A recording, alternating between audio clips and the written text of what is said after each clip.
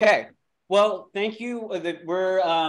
This is a live event of the New York Comics Symposium. This is the 354th edition of the New York Comics and Picture-story Symposium. This is a weekly reading series that brings people who make comics, people who think about comics, people who write about comics, people who do some kind of thing with comics in some way. And it's been meeting weekly for a decade now. It was founded by Ben Katcher, cartoonist and educator. My name's Austin English. I've been helping Ben with the curation and programming of the series for the last 2 semesters.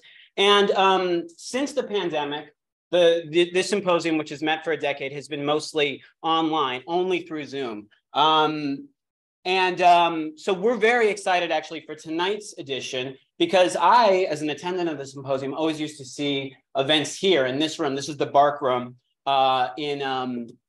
just admitting people as we go here. This is the Bark Room at Parsons, and this is historically where I've seen most editions of the symposium. So we're very excited for the first event back at the symposium to be with tonight's guests, the Deadcrow Comix Collective.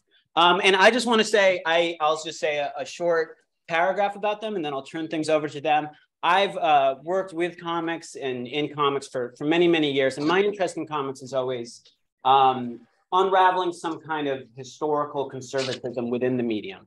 I always think that comics is a medium that should be open to all, and everyone has something that they can do within the medium. But so often, I think more than other art forms, comics kind of ostracizes itself and makes itself into a dead language by looking at past rules and ways of making things, and makes itself a dead language before it even reaches some kind of middle age. And that's always been my interest, kind of unraveling that, my interest in comics.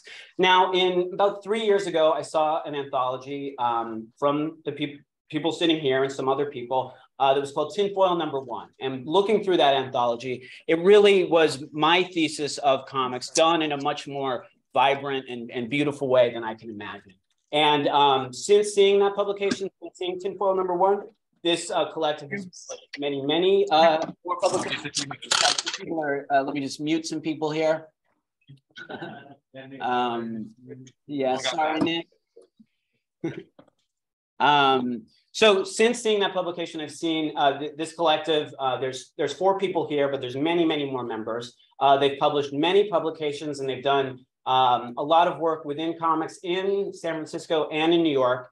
And I'm just very excited to present them here. I'm going to read a quote from a comic book critic named Gabriele De Fazio, an Italian comics critic, who wrote something about them that I think is really interesting. Give me one moment. So Gabriele De Fazio wrote this about the Deadcrow Comix Collective. For once, we are not dealing with the copy of a copy, whether it's of Olivia Shrowen, Jesse Jacobs, or Tara Booth. The feeling is that this group have more to say than just staying at home reading the latest comic from Fantagraphics. And from these pages, it comes exactly this: an incredible and unstoppable and irresistible urge to do. So I'm going to read a quick bio that Deadcrow provided me with, and then I will kick things over to them.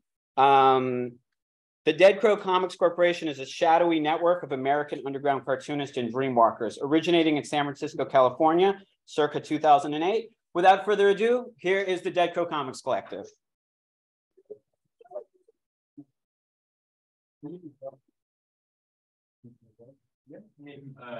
This is the computer that's on? Yes. Okay, cool. So let's go to the presentation. Okay, so we have a couple movies to show. This is our symposium. I'm Floyd, and I'm Chaia. Virgil. Yeah, and here's our first video, and there's Ashton right there. Oh wait, hold on one second. Yeah, no problem. Wait, sorry. Can you go back into Zoom and just share your screen? Oh yeah. So escape. That's my fault for not doing that. Okay. Zoom. And it just says share. Oh, great, perfect, wonderful. Thank you, Bill. Okay, so share. Cool. So I think we're in. Participants can see my screen.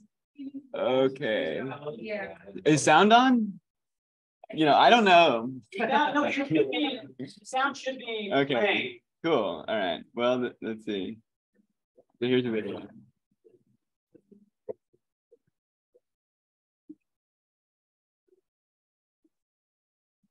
Excuse me. Can you tell me about Deadcrow? No. Oh. Excuse me. Can you tell me about Deadcrow? I'm sorry. Okay. Excuse me. Can you tell me about Deadcrow? Bro, do not ask me that. Don't need that there. Excuse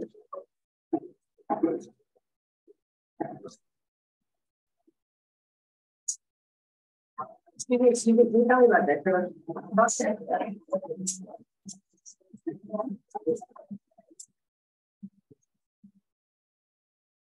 Can you tell us about Deadcrow?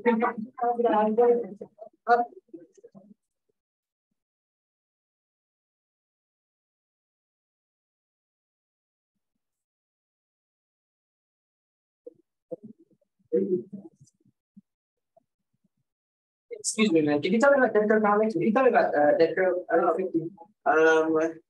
Yeah, I'm not really. I don't really talk to friends. I'm sorry.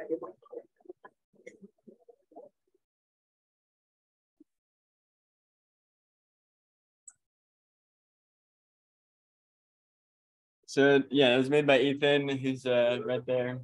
So now you're probably wondering, well, I wish there was a way to learn more about this. Oh shit. So let's see. Let's go to that next video. Oh geez. Some people in the chat are saying they're having a hard time hearing the audio. Oh no. So maybe see if there's a way to Share audio. They should be able to hear you. More. They can hear your audio. You can hear me, but okay. So you can't. Can you hear these drums? Okay, so other people are saying they can hear the audio. Okay, so it's probably just we're just gonna go forward. Okay, let's just go forward. Okay, I'm gonna have to sorry. We full screen this again, and then just go to the next presentation. But yeah, okay, cool. So here's another video. So this is 7 years ago.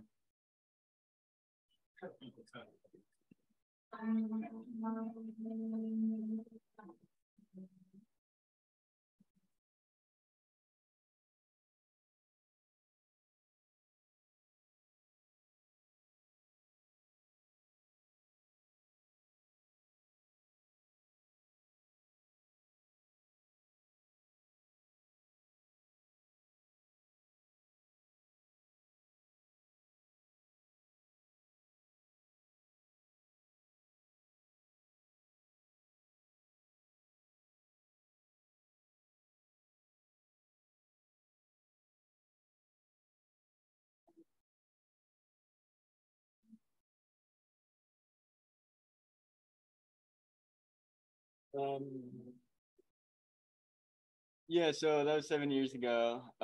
So oh yeah, wait, let me show one more thing. Phil Elliston made the video. But yeah, so oh shit, sorry. So that was 7 years ago. You know, we all went to high school together, at least the four of us did, right?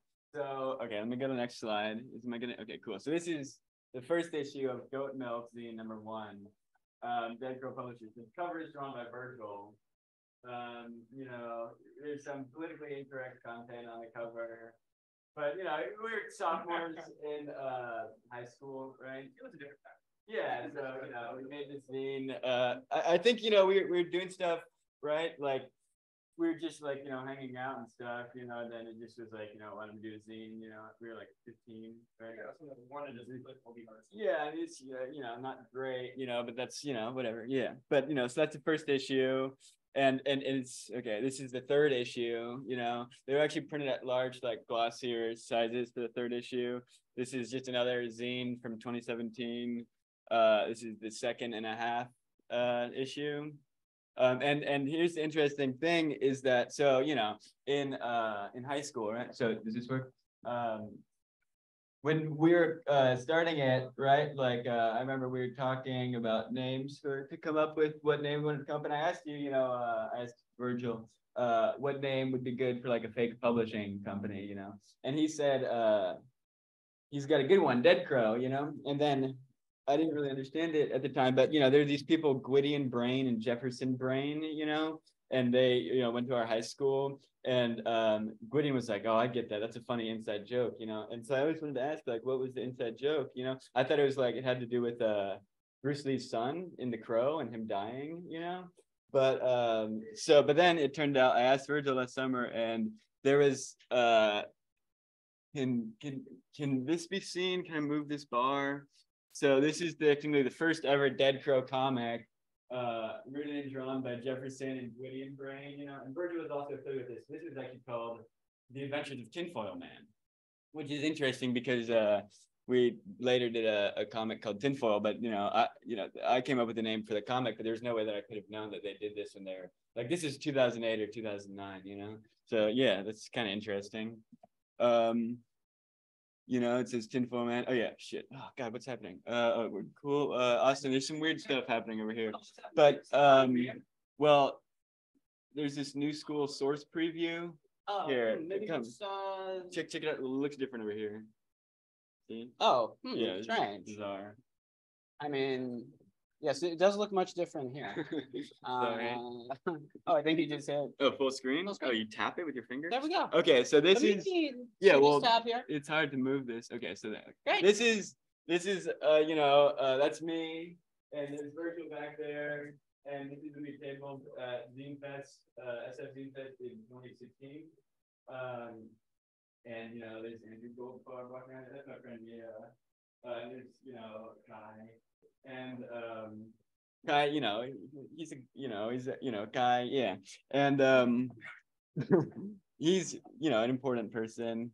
But well, Kai, he's a good guy. Do you guys want to answer that question? Yeah.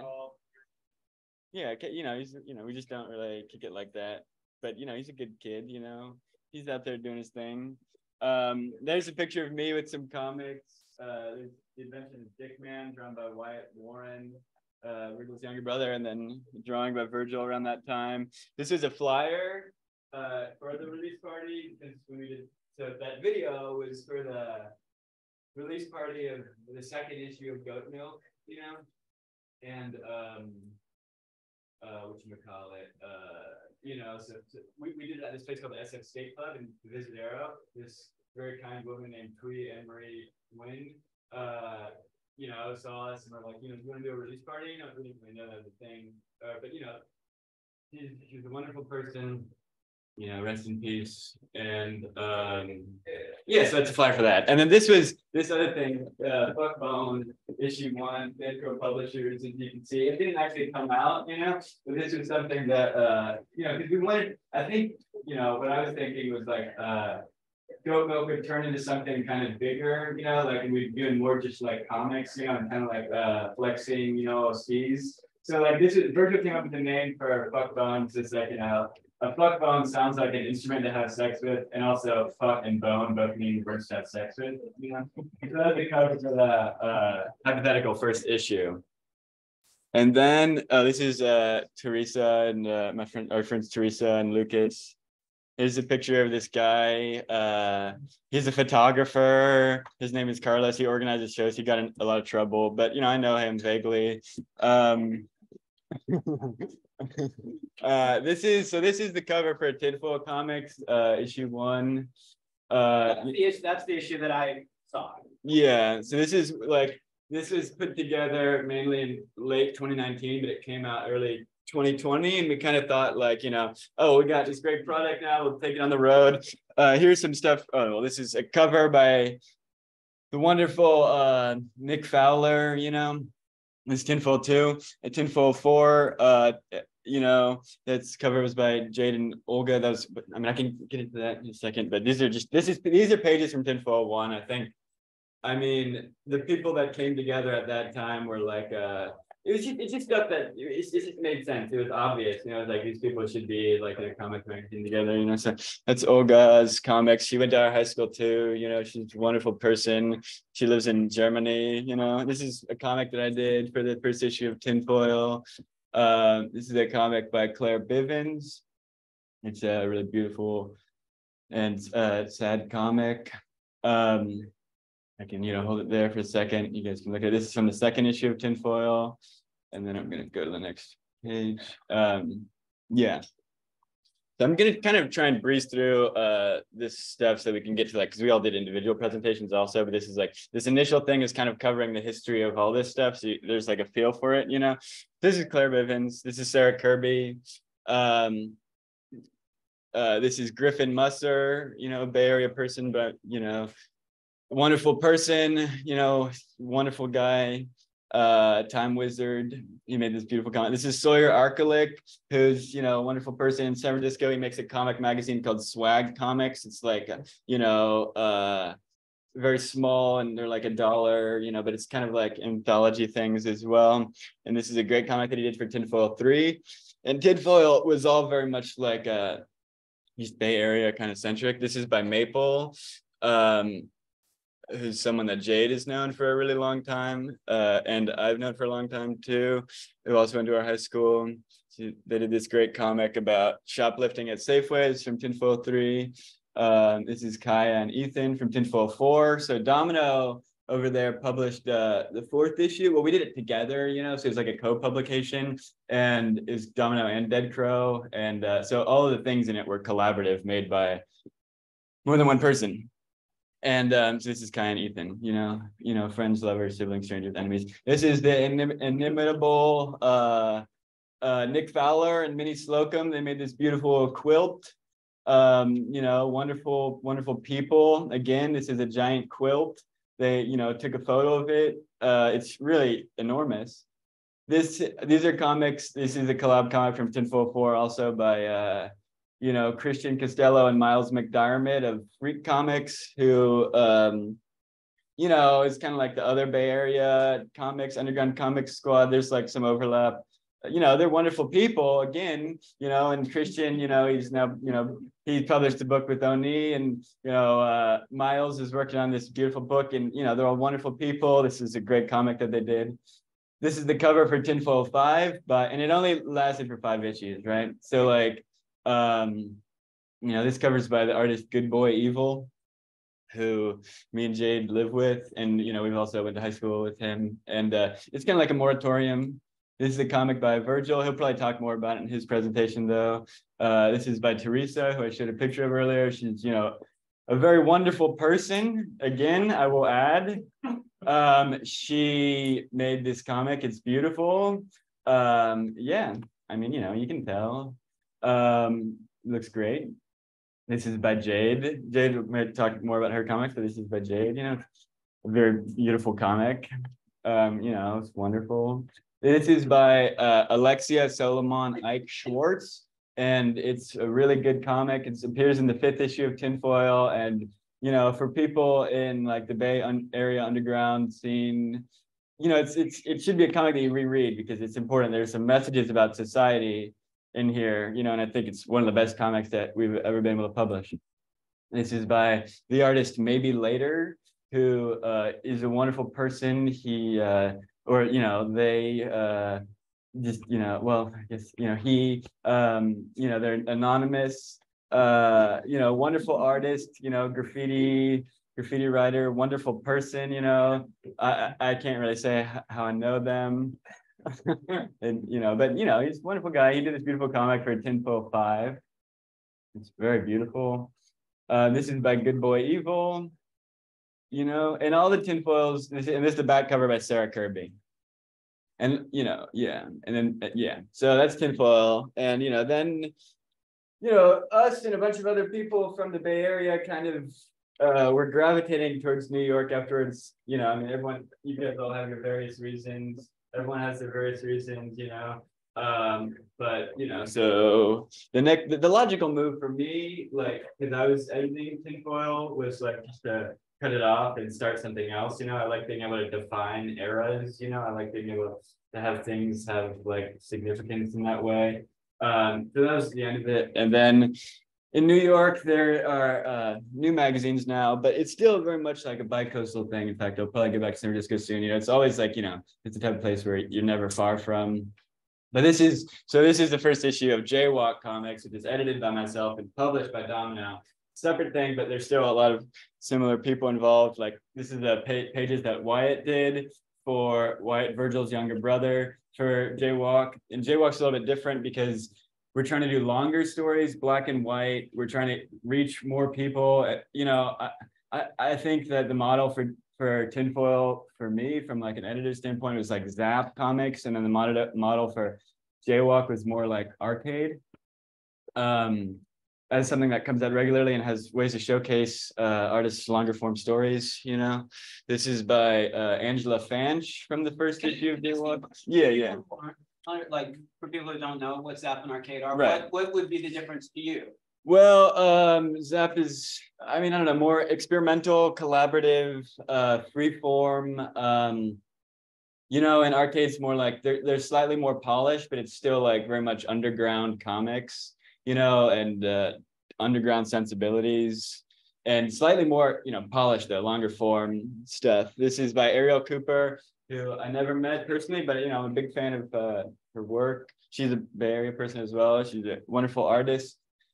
Wonderful person. This is the second cover for Jaywalk 2, done by the artist Maybe Later. These pages are by Sam Seigel, who's supposed to be here tonight, but she unfortunately is like very much cannot move right now. So we pray for her, and you know, she's a wonderful person. She's my girlfriend. Yeah, so these are pages by her. She did a great job. And this is a page by Ashton Carlis, who's here.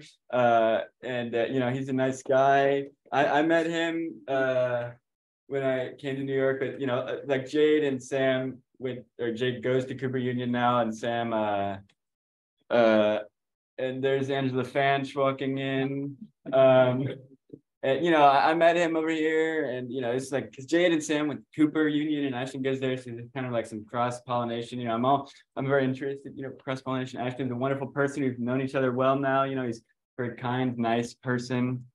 Okay, and then this is a comic book called Cowlick, which is edited by myself and published by Deadcrow, but it's slightly like, I mean, I don't know, the mentality for this one, the model for it is more like a monthly manga magazine, like, or I don't know, something, just like, you know, something that kind of, I mean, I don't know, it's sporadic, you know, it's just like if there's like a couple $100 and there's like people who want to send some comics, and it's pretty easy to, you know, ship one of these out, you know. This is comic by Sarah Kirby in the first issue. This is a comic by me. This is a comic by the mononymic Nas H, who's someone that I met in New York, you know, a wonderful person. This is a cover for Cowlick 2 by Ashton Carlis. This is Juliette Collet, you know, international comic superstar. This is artwork by Mailed Libs, Matty D'Angelo, you know, he runs a bookstore over here. We met, you know, Cowlick's more like a free sort of forum, you know. This is the cover for Cowlick 3 by Cade McClemens. These are pages by Sam Seigel. They're what is this called? Etchings. This is Keenan Argo, who's like this person that I met. He's this, you know, crazy kid from Texas. You know, he bought a $75 ticket to New Orleans. I think that's where he is right now. This is Ashton again. You know, he's doing this thing. He's serializing this story, Spaceship, in Cowlick. So these are pages from that. This is something that I'm serializing in Cowlick. You know, these are my pages. I'm trying to do more like, I don't know. I'm trying to just like liberate myself. You know, so that's what these are. These are pages by the artist Aneko, who's a wonderful person, you know, real talented artist. And we met, and, you know, she does comics, and, you know, these are some of them. They're beautiful. They're gouache, acrylic, watercolor, you know, very wonderful art, you know, made by a talented person, you know, underground comics. Here's some more pages. This is the cover for Cowlick 4 by Deji, who's sitting over there. You know, and it's he did a wonderful job. You know, this is a page by him, Deji. Until recently, he was the intern for Deadcrow, and recently he's graduated to being one of us. So, you know, there's been that sort of upward mobility, you know. And yeah, so he's, you know, a wonderful artist. He went to our high school too, but, you know, we'd already graduated by the time that he started. So he just started sending me emails, you know, and I was getting all these emails from this 17-year-old, and it felt, you know, kind of bizarre, but just kidding. Deji's, you know, he's, as far as wonderful people go, he's very wonderful. This is Cade McClemens for Cowlick 4. This is the cover for Cowlick 5. Done by Sophia Warden, who's someone that emailed me and was like, you know, saw these comics in Adobe Books, which is a space that's very central in San Francisco, and was like, hey, is there any way I can submit? And I'm like, you know, get it to me by this Friday, you know. And she sent me something. It was like one of the most beautiful things I'd ever seen. And you know, she's been in every issue since. That was in the second issue, so she did the cover for the fifth issue. This is by, again, you know, the extremely wonderful person, Nick Fowler, who you know, I was kind of like the creepy 17-year-old texting him because his sister was the same grade as me. And then he, you know, he was going to SVA and then he dropped out and I was texting him about comics, you know, and then we started making a lot more comics together and he's, you know, doing wonderful things. He's a wonderful person. These are by Jade. This is by James Tonra, who you know, met selling comic. I was selling comics outside of Mocha, and then, you know, he was like, you know, a really kind person, you know, and, you know, we got to know each other, you know, you know, yeah, he's a nice guy. And these are his comics. They're obviously, you know, wonderful. This is Coin Toss magazine, which Chaia will probably speak more about in a second, but it's a magazine published by Deadcrow that Chaia edited, and the contributors got a $10 page rate, you know, so they could buy a sandwich or two, you know. Here's some pages from that. That's Chaia 11. This is Emil Kess, a wonderful artist. Went to middle school with Chaia, you know. This is my full comic. I'll talk about it more later. This is Trinket Comics, which is, it's edited by me and Minnie Slocum, who's, you know, as I've said before, a wonderful person. And we edited this, and it's soon to be coming from Burnt Bra Press, hopefully, God willing. And this is a drawing of me that Sam did. This is Moodus, and while this isn't published by Deadcrow, it's something that Nick Fowler's doing. And Nick Fowler published it under the label Anti-Eye Comics, and it's by this artist Kyle Ranson. He was putting together a magazine, and then Kyle did all this. And Kyle's an older artist. He's a wonderful person. He's great. So that's Nick just published this, and Nick's doing more stuff with Anti-Eye Comics too. There's going to be a new magazine coming out. This is Spaceship One by Ashton Carless over there, and Spaceship is something that, you know, all of the pieces are in it. There's pieces by a lot of different artists in it, but they're all trying to tell kind of one story in kind of splintering off ways through Ashton's mind. Like Ashton's kind of like sleeper writing everything, you know, and like adding his own stuff in it. And yeah, so we have this situation going on now. So it's great. It's wonderful. And as I've said before, Ashton is a wonderful person, and he's going to continue to do wonderful things. Now, this is the cover for Jaywalk 3 by Sam Seigel, and it's great. It's going to be coming out soon, and I recommend you buy it. We will do an event for it soon, hopefully. Okay, cool. So that's just like the overview, you know. Hopefully that was kind of short enough. Now Chaia can talk about herself. I'm sorry. Move this. Maybe if you guys, when you start your part, if you could just introduce your full name. Okay. Yeah. Hi. My name is Chaia Startz, and this is my part of the presentation. If I can figure out how to do this. Is that bar there now? You can move it. Yeah, I can move it. Oops. You think you can minimize it too? Yeah. Oh. There you go. Okay. Okay, so first, I wanted to, before showing any like comics or anything, I wanted to show some animation because that was kind of what I was into a little bit before comics. So I'm just gonna show my reel really quick, if I can do that.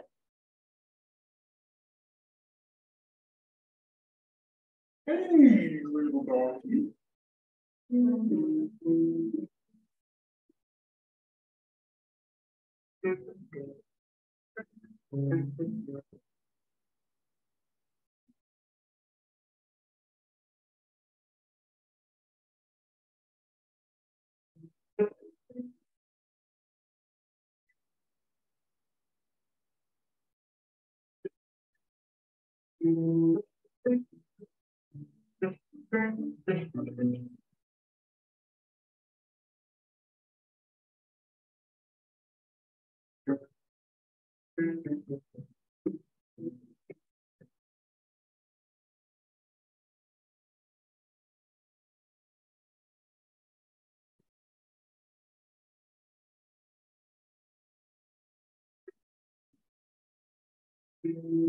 Thank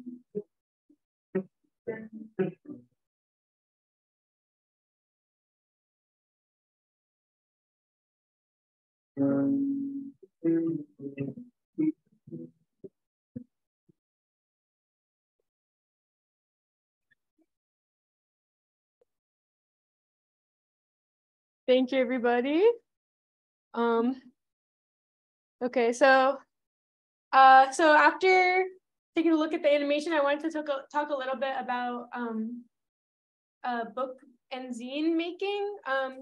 That's something that I think is really what's cool about Deadcrow, is that like making animations or comics can be very like lonely, isolating, time-consuming process. And so like the Deadcrow organization makes it into like a community fun, like supportive thing. So that's also why I got excited about making my own like collaborative zines and stuff. So the first one I wanted to talk about was Quarantine, that came out early 2020. And obviously this was like during really early pandemic, like just wanted to do something art related about it. And as you can tell from the cover, it was really early in the pandemic. I think it was before COVID had even come to the USA, because in the cover design, the noses aren't even under the masks. So I didn't even know how you're supposed to put it on. And I would love to talk about everyone's submissions to all these zines, but obviously don't have all day here. So I'm just talking about a few people's. So this is Claire Bivens, who Floyd had shown a piece of hers before. And yeah, it's actually related to the one that Floyd had showed before. So it's cool to see both of those because it's like a similar character. And then on the right is Maya Winchell, who also went to our high school with us. And this piece is really interesting because she had to go to quarantine, like self-isolation, and she decided to do a self-portrait of herself every day during quarantine. And this was the final self-portrait she had done. And then this one is Schlafgott, who we also saw some of their work before. And then the other is Rowan O'Dare, who's been in a lot of the comics and zines that I've done, and also went to college with me and a lot of the people who are here today.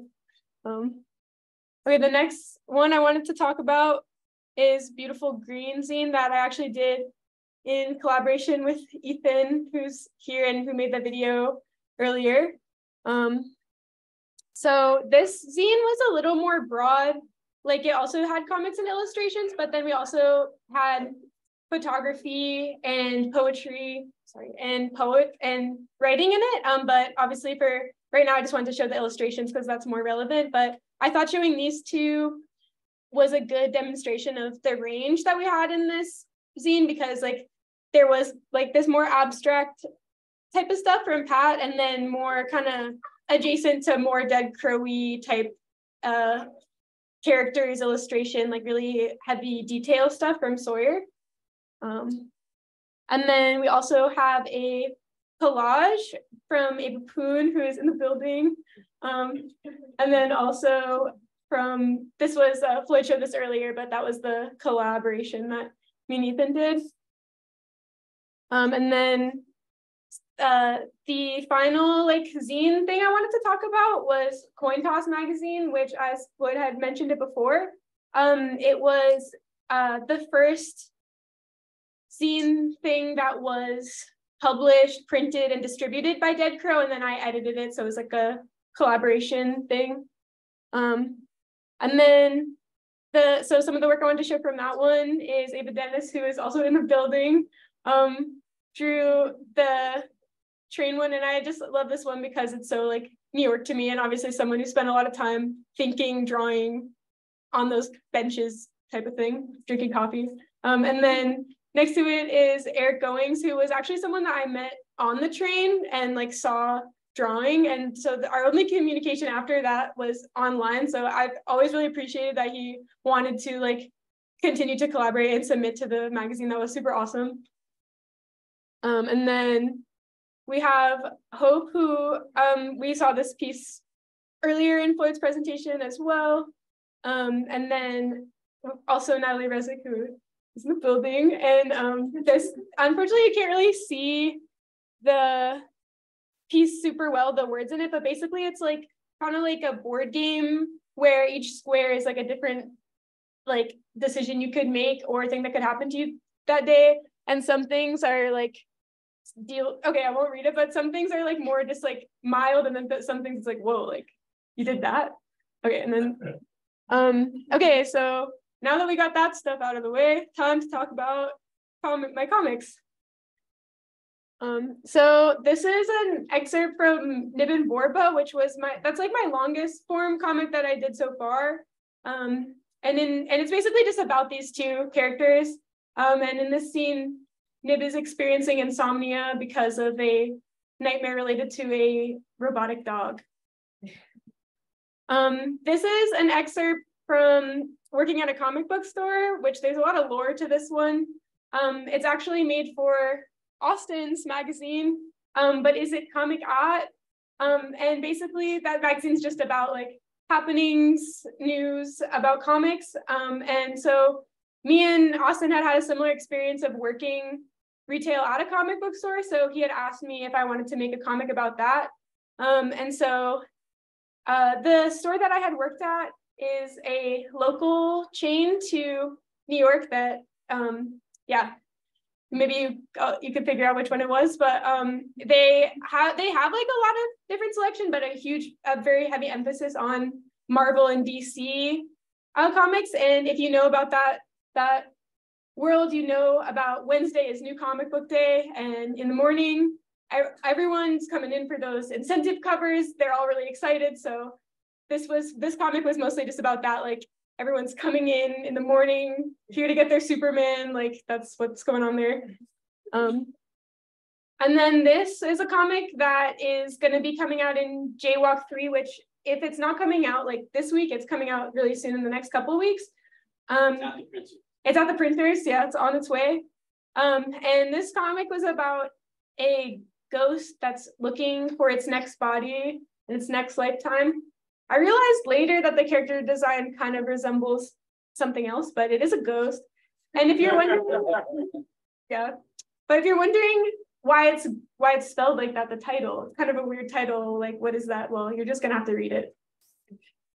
And then finally, this is just an excerpt from the comic that I'm working on now. This is gonna be my next like more long form comic. I'm kind of struggling with the form of it because I'm trying to like draw it and color it online and stuff. So I'm still tweaking how I want to make it look, but yeah, that's hopefully will be available on Deadcrow sometime this year. And yeah, and so just wanted to say thank you all for being here and listening to us talk about this stuff. And it's just a huge honor to be able to participate in the symposium and to present along such talented artists that I really admire and appreciate to be included in a part of that. And so with that, I'm going to pass it to Jade.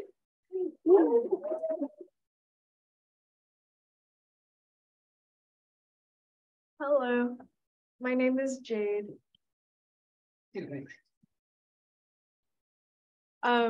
When I was little, I liked the Stinky Cheese Man. It's this children's book. And then when I got slightly older, I really liked shoujo manga, which is like girly romance manga. And there was this magazine called Shoujo Beat that used to be in print, but now it's not in print. You can like get a subscription and they would send one to you in the mail, and it would be really thick, and they would have each chapter would be from a different manga, and they were really big. Maple, who's not here, but whose comic was shown earlier, and we'd go to the library every Sunday and make comics compulsively all the time. Yeah, I like comics. I went to WonderCon a lot when I was little. Set design, Oh my God, I forgot to put one picture in. But there was this one picture of like me and Virgil and Floyd and Kai. Really? Okay, maybe it's at the end. Yeah, it's in there. Yeah. Oh yeah. And then I went to high school and met Virgil and Floyd and Kai and everybody else, and we all made comics together. It was really nice. This was the second time that Virgil and Floyd were tabling at Zine Fest in San Francisco, but this was the first time I was, and yeah, it was a lot of fun. The day before, we were preparing, getting all the comics together and zines together, and it was really hot. You guys remember that? It was really, really hot. There was like this heat wave, and we were at Virgil's dad's house. Anyways, back to my stuff. I like set design too. This is from Tim Burton's Batman, and that's from Metropolis on the 30s. I think comics are a great way to explore world building and having like, sorry, I'm kind of nervous. Creating like a simulation for how things would operate if you could create all the rules for something in your own personal environment. Another manga, really good if you haven't checked it out, it's called XXXaholic. Vertigo is better than regular DC. It's discontinued, and there's like this fucking there's this like other DC label now that shows like dark Batman. It's just like the mainstream superheroes, but kind of edgier. But Vertigo comics forever. Here's some more. What's his name, Virgil? Which one? Yes. That one? McKeon. Oh, that's the Dark Knight Returns with Klaus Janson. Oh yeah, Frank Miller sucks, but I really like how he draws.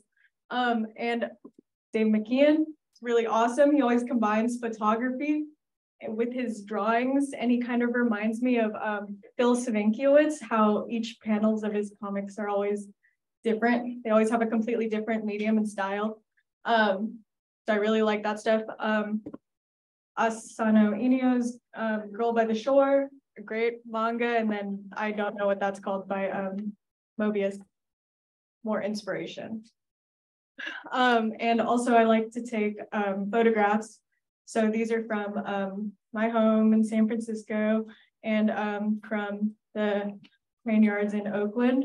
And as I got older, I stopped drawing inspiration from pre-existing forms of media and started using references from photographs that I took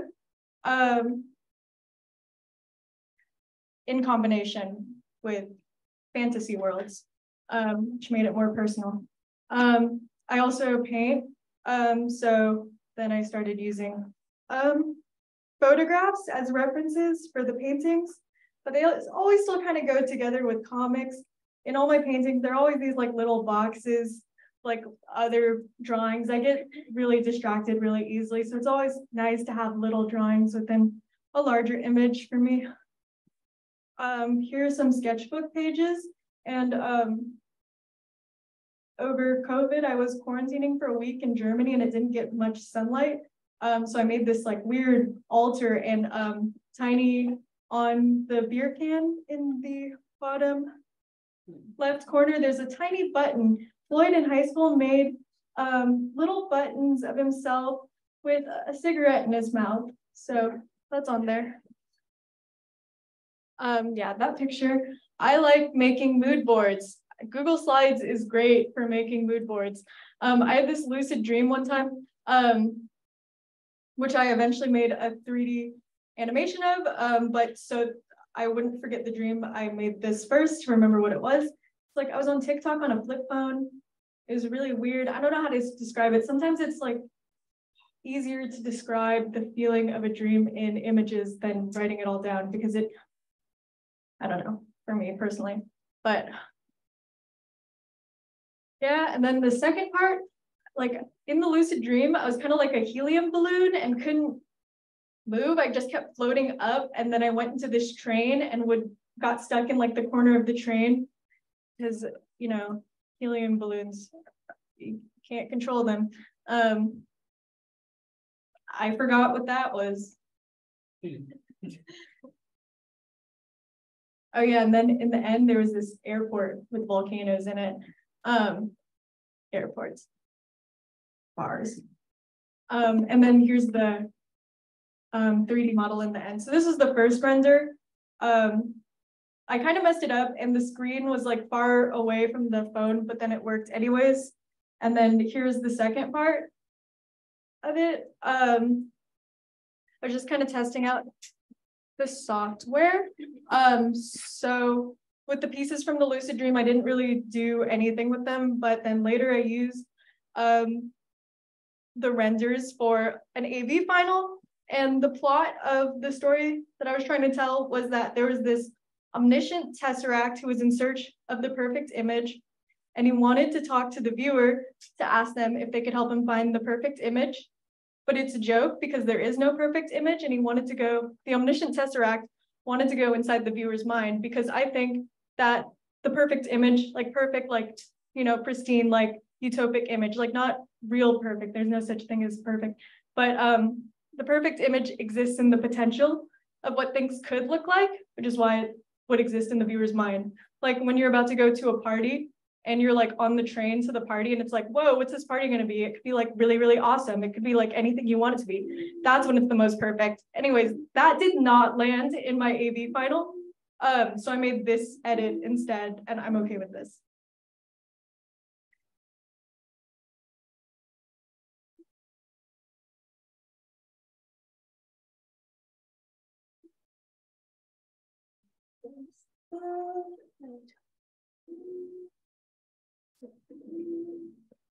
The audio is by Kiki, who also went to our high school. And you know, like when something's a dream, that's like the best, like, what's it called? Like hack to make a plot that doesn't make sense kind of work. Anyways, no. Yeah, I make music videos too, so this is like kind of embarrassing. I don't know. Our school had this thing called field day, where we're all in different departments. And so like each department gets a different color. I was really drunk and 16 and running around with a GoPro filming everyone. And I'm gonna play a little bit. Okay, you get the point. Yeah, so now I make music videos. We dropped that yesterday. It's featuring Virgil. I'm not gonna do that for oh my god, make it stop.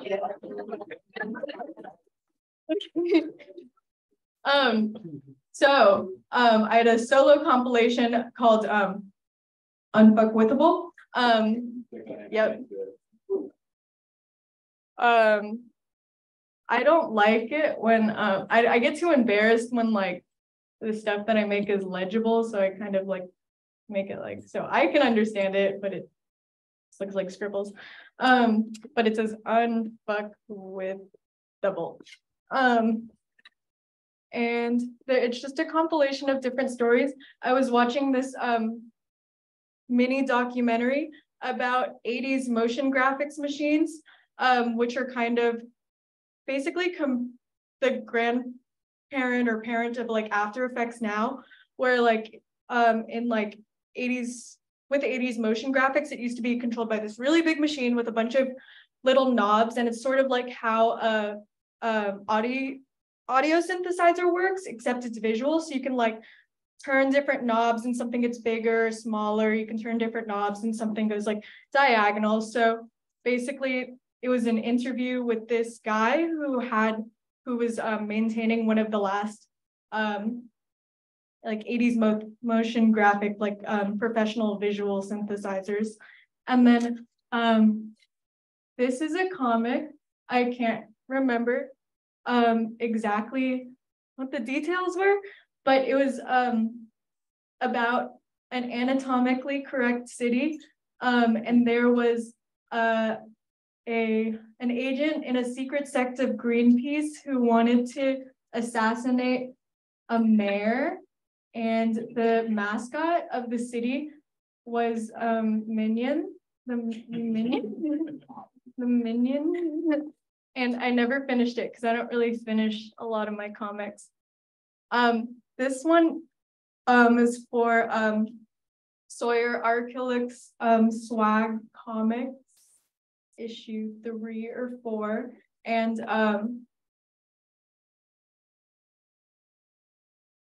So there, okay, I like building environments. I don't really care too much for the dialogue a lot of the time. So it's usually a lot of like, the dialogue that I have is usually a lot of, it's pretty ambiguous and a lot of like onomatopoeia noises, or people are like, yeah. And so basically, two people are hanging out, and then one person's like, okay, I'll be right back. And then this like guy with 3 heads like can't sell somebody drugs anymore. And then a comet hits Earth.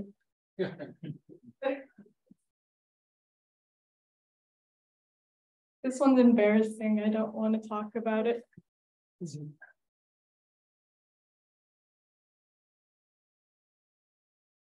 Yeah. Also, I like to have like different stories going on at the same time. So with this one, in some parts, there's like an upper story section and then like the general story section. They're kind of like, I used to make these comics like just for myself, like for diaries and stuff, but after like beginning to publish with Deadcrow and Floyd, you know, with the PR, he's so fucking good at PR. He's like emailing people, he's like making friends with everyone. It's so fucking cool.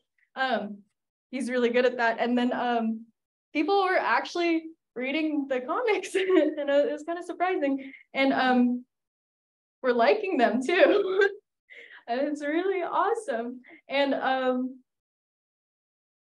And yes, and then I realized like, oh, people actually do read the comics. I should kind of maybe try to make them more understandable. How do I get? Oh. You went to a link. Oh yeah. Yeah, right. Okay.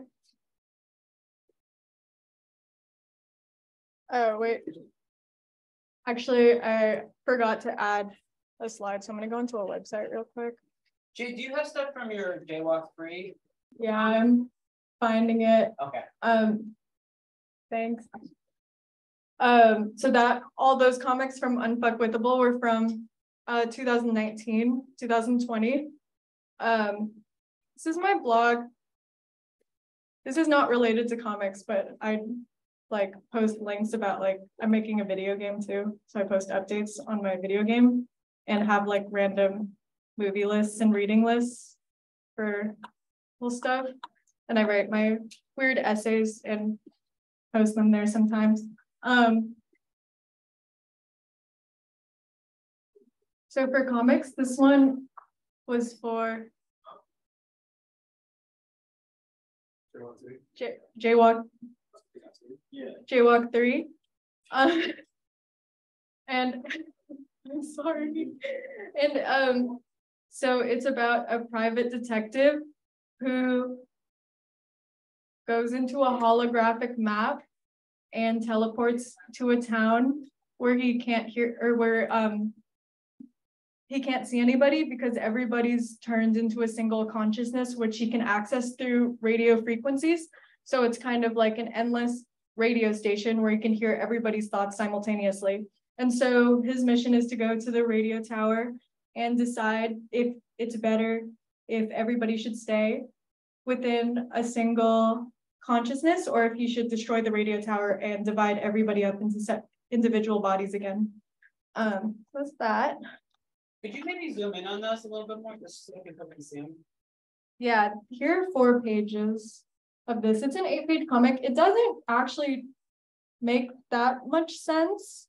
So I wrote a short story version that hopefully will make more sense. That's page 1 and page 2, page 3, and page 4.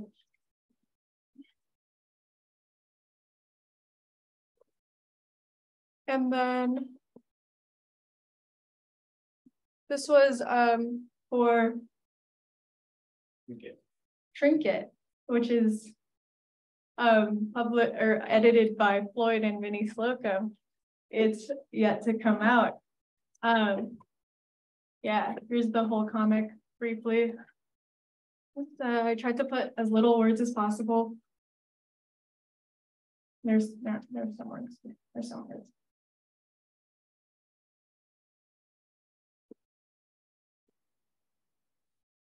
And yeah, that's all from me. Virgil. Oh, I wanted to say, sorry, I wanted to say thank you so much to Floyd and Virgil, and thank you to everyone listening. It's really awesome. Okay.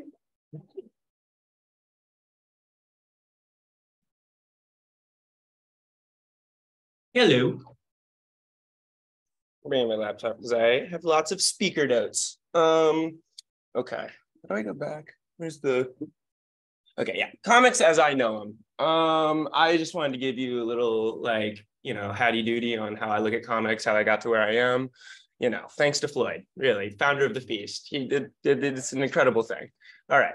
This is a collab that me and Jade did in high school. What's up? 2017 to be specific. Yeah, it was actually funny story. As Jade was saying, Jade does not like to finish her comics. She did not want to finish this comic, so I finished it for her. You can the part before I did not include. I don't know where that went actually, but I tried my best to emulate Jade's style, but I was completely unable. It's still kind of a fun comic though. Here's some stuff I did in high school, I think. I don't know. They're just like stupid. This is what I would do. I would just do my little superhero doodles in class, you know. They never went anywhere, but it's always fun to find them in the, you know, camera roll. These I think are interesting though, because I do see a lot of what I would start to do later on. Like there's no gutters, never any gutters, just lines. You know, really hard blacks, hard lines, lots of cross hatching. You know, I'm getting to the cross hatching. I'm not quite there yet. But I don't know. I think it's interesting to look back at this stuff. Like it's, I don't know, at actual documents that are just like stupid doodles I threw away. Here's another one. Some, you know, I do a lot of bricks and a lot of cop cars, I realize. I never thought about that before. It's what's it called? This one's just, you know, watercolor, very basic. But okay, here's where my troubles began. I would say that I really started reading comic books when it came to these like stupid Scholastic Marvel comics that they would have at the Scholastic book fairs. They were super cheap and they were super fun for me because I hated reading real books. I would also read a lot of Tintin because Tintin's fantastic. I could include that first one there because I think that was the first Tintin I read, and it's completely like it's so weird when you look at that one, like it's so much different than all the other Tintins. It's like not even the same comic. It's really bizarre. But yeah, I'd say overall, what I'm about to talk about, the comic book that I consider the most important to me was Mouse, which my dad gave me when I was like 12 years old. Here we have some more of my inspiration. I've got a little bit of the Frank Miller again. He does bodies in a fun way. I also included some Bone because I don't know, Bone is it's the ultimate fantasy epic.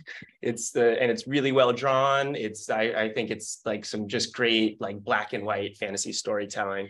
And then Watchmen also. I always thought that I was the comic books about superheroes that kind of inverted the superhero tropes appealed to me more, but they were still very, you know, solidly within that superhero realm. But yeah, I don't know. But I also think that's why Bone appealed to me. Like, it's kind of an absurd story. It's like these tiny little bone creatures going to a fantasy land and fighting rat monsters and wizards and demons and stuff.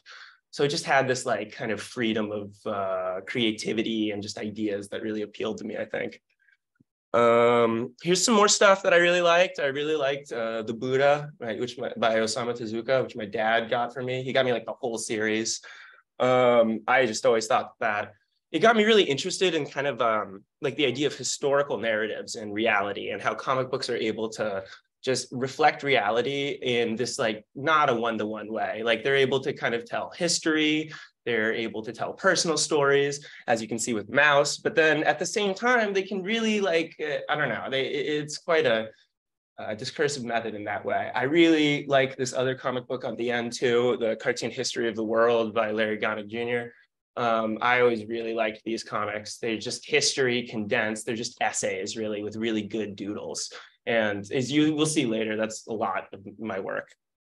Mouse was really, it though. I don't know. I really love Mouse. I remember like my dad brought it home to me when I was like 12, and I had never like just read anything like that. I especially as a kid.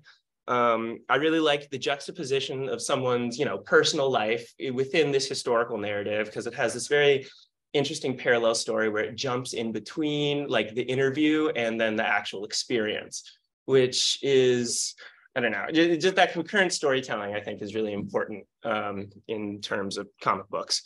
And it's something I definitely learned from. And Mouse just kept coming back. I would read it. I read it in high school, it was assigned. I read it in college, it was assigned. And every time, like, there was the further recontextualization of what this comic really meant. We'd go more into the methodology, more into the shading, more into the, cross-hatching, just all of that. And it made me realize that comic books were just outside of this very like static medium I had considered them, which is weird that you think of it as static. It's like they're bombastic and colorful and fun, but this one's like, it was black and white and stark and just like scary, and I don't know, I think that spoke to my little 12-year-old soul. And yeah, and also just like the fact that Art Spiegelman, when he made it, it was coming not from the world of like the large publishers, the Marvels, the DCs, even the Verticos, which like give more freedom, but ultimately like there's this higher power you kind of have to appeal to. So I just like, it was very like, it came off as free to me. This is a bad comic. So, oh, you can't really read that at all, my bad. Sorry, I can't. Yeah, I can read it here. It says, how do I apply what I've learned from my own comic? So yeah, this stuff, it's old stuff. It's very basic. There's no environment. There's really only one character in a TV, because I don't like drawing bodies or feet or legs or arms or hands. But we can find ways around that. And here on the edge is like a little early collab by me and Floyd. And you can see there's some cowlick, there's minion, so the cowlick and the minion, they've always been there. It was nothing at all. All right. Did that not? Oh, sorry. Here we are. Okay, so here we have a comic I'm kind of proud of that I did for James Tonra's zine that he is going to screen print. That is why the whole thing's in black and white. I like to think of this one as kind of the more comic booky, like combination of trying to tell this historical narrative, but then playing with it, and then also trying to do a superhero story at the same time. This is a story about Mary, who's this like, uber technological kind of woman living under the, and her boss is this giant computer face man that has all these like faces that surround her. And she has like this specific power, like something about her, unique genetic lineage allows her to, travel time. So he sends her back in time, and, she ends up being the Virgin Mary by the end of it. And she's like an apparition to Juan Diego. And yeah, it was trying to kind of condense a religious narrative within the context of like a very, very, very like comic booky comic book. This one I also think is kind of fun just because like I go back and forth on it, but it still kind of reads as a normal. Like there's no, the gutters are just black. They're mostly just lines. They don't really exist, but then they start to come out a little bit more, but they're always wavy. They're never like, they're always trying to like condense in on themselves. They don't want to exist. I don't like white space. So yeah, what's next? Next is we have this MF Doom comic book. I called it Ode to Doom, kind of like, after Pablo Neruda or something. I did this one as a assignment for class. Actually, it was a class on the autobiographical comic. And I thought it would be interesting to kind of try to like relate how someone is important to you through like your own experience. Very much, not quite what Mouse did, but in the same way that Mouse was able to establish this relationship between father and son, where you're really you're experiencing the son's perspective. Like, yes, it's the father's words being recorded and all that, but there's no telling what kind of like change happens. So I was really interested in that kind of concept of like relating someone else's story through your own experience. So it's about MF Doom, yes, but it's mostly about me and loving MF Doom and being sad about it when he died, and how much my dad loved MF Doom. And you know, here we have all the same aspects, like no gutters, lots of color, and the text. I tried to pack the text in a lot. I take after that one kind of historical comic book with where the text acts more in it as a paragraph than it really does as like word bubbles, which is, I don't know, something I struggle with. I need to get more word bubbly. On the left, there's this other comic I did, which was the history of the Black Panther Party. And this was just like straight up historical narrative. I wasn't even really trying to make this a comic, but it is a comic. Like, don't get me wrong. The way that these were fun for me because it allowed me to play around a lot more. I could have like my little cartoon fun within the panels, but then I could, you know, write. I could really like write something too, and you know, have that feel significant. I made it black and white, and I made a bunch of booklets of these, and I handed them out for free, just like the Panthers handed out their little free pamphlets back in the day. Here's a little bit more of that, just like, you know, just a little black and white comic. I don't know. I personally, this is one of my favorites that I did. I don't know. I just think it's better written than some of the other stuff. But yeah. Here's another one. This is another comic I did. This is about the different versions of the Virgin Mary around the world, and about different Marian devotions in general. Because you know, there's the you know, La Virgen de Guadalupe, but it's not the only one. There's many. There's hundreds all around the world. They have them in Spain, Russia, the Philippines.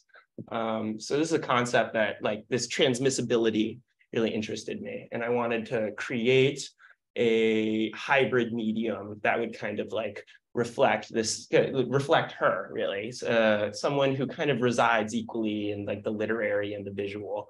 And a lot of this kind of stories, and a lot of this comic, this essay, centers around like the Black Madonna, and how does the Black Madonna come to exist? You know, how is this like an idea that we arrived at, like in crazy places, like the black right there in the corner, you have that's the Black Madonna of Chaia. I can't pronounce Polish words, but she's Polish. It's weird. It's a Black Polish woman. There's no Black people in Poland. I just thought that was fun. Here, I also actually typed out everything because I cared about legibility for once. And this is just a really straight up historical narrative while trying to have some cheeky fun. You know, there's the Pope there with his cheeks on the printer. Yeah.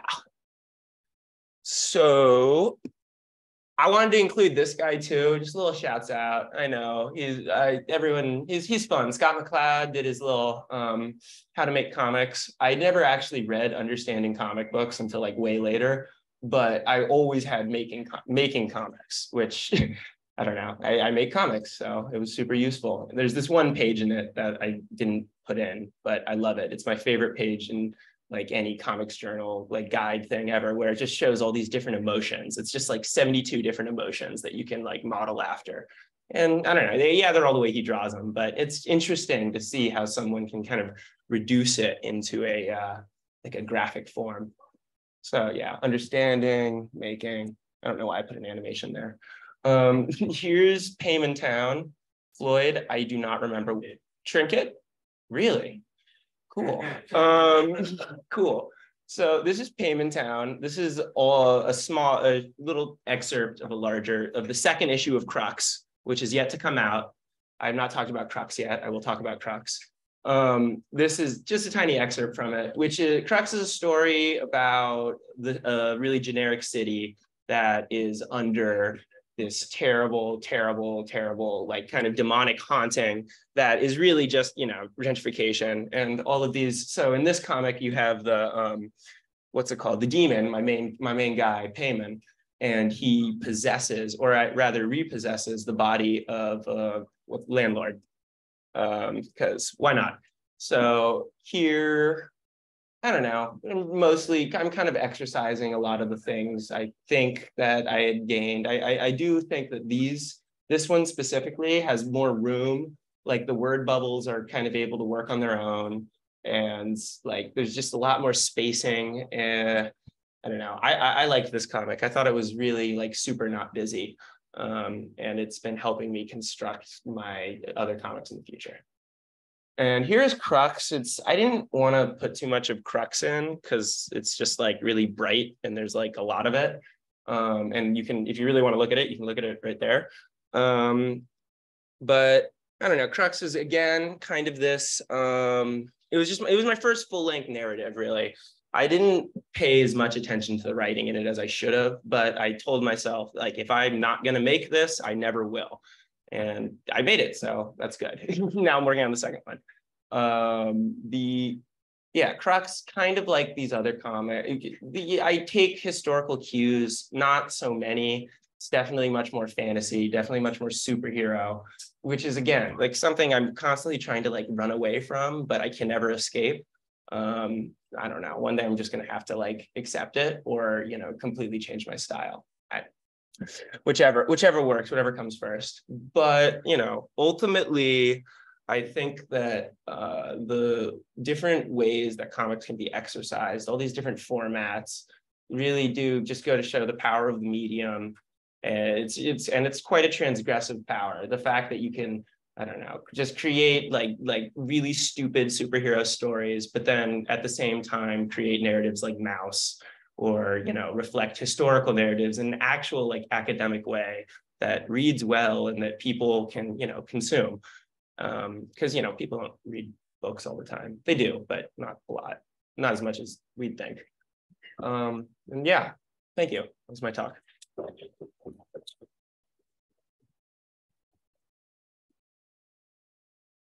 Great. Wonderful job, Virgil. Okay. So here's it says, "Who are you?" And my name is Floyd Tangeman. So on the left, on the right, there's a picture of me that Jade took when I was 15, 16.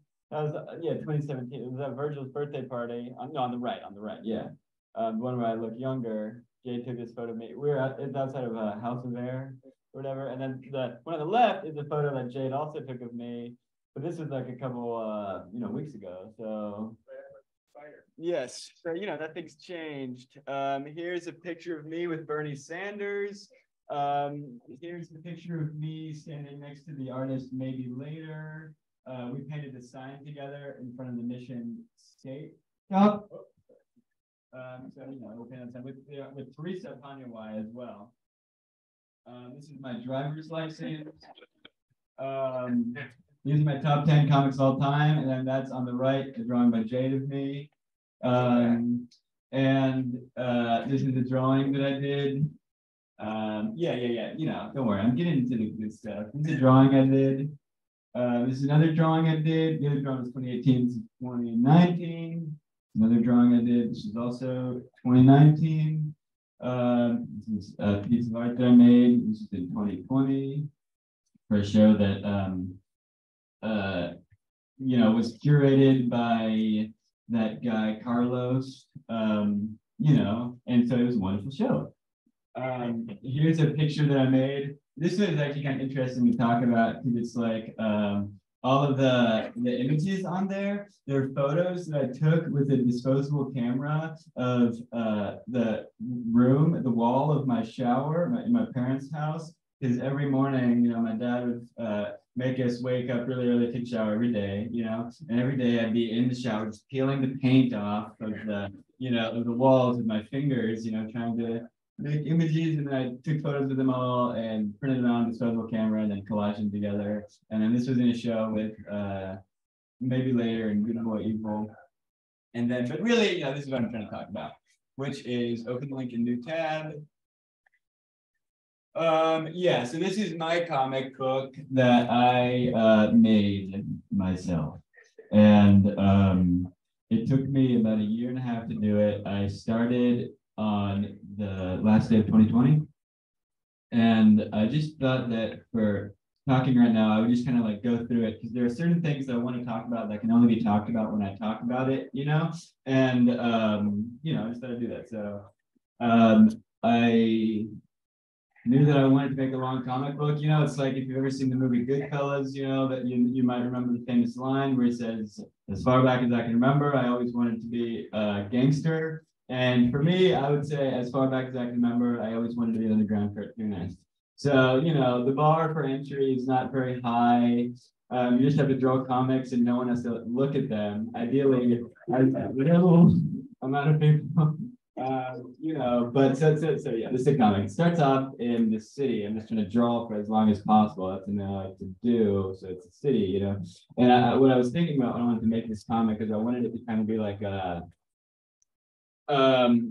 an example of kind of like all of my sort of philosophies when it comes to storytelling and when it comes to drawing and when it comes to making comics and telling a story with visual language. And I just, you know, I'm kind of upset by the 60s underground subculture, underground cartoonists, in only that, you know, I idolized them as a kid and still do, but I think that there are critical failures that perhaps were made in that generation that just made it so that the degree of dogmatic subversion that was possible with underground comics was kind of, I don't know, weakened, I think. And I think like, so for this comic, what I was trying to think about is like, how do I kind of subvert all type of dogmatic thought with every single thing that I do, every single line, you know, it's got to be, I don't want to tell a normal story, but I want to tell a story of the world as it appears to me. It is an autobiographical comic, you know. So on the first panel, it's like a drawing of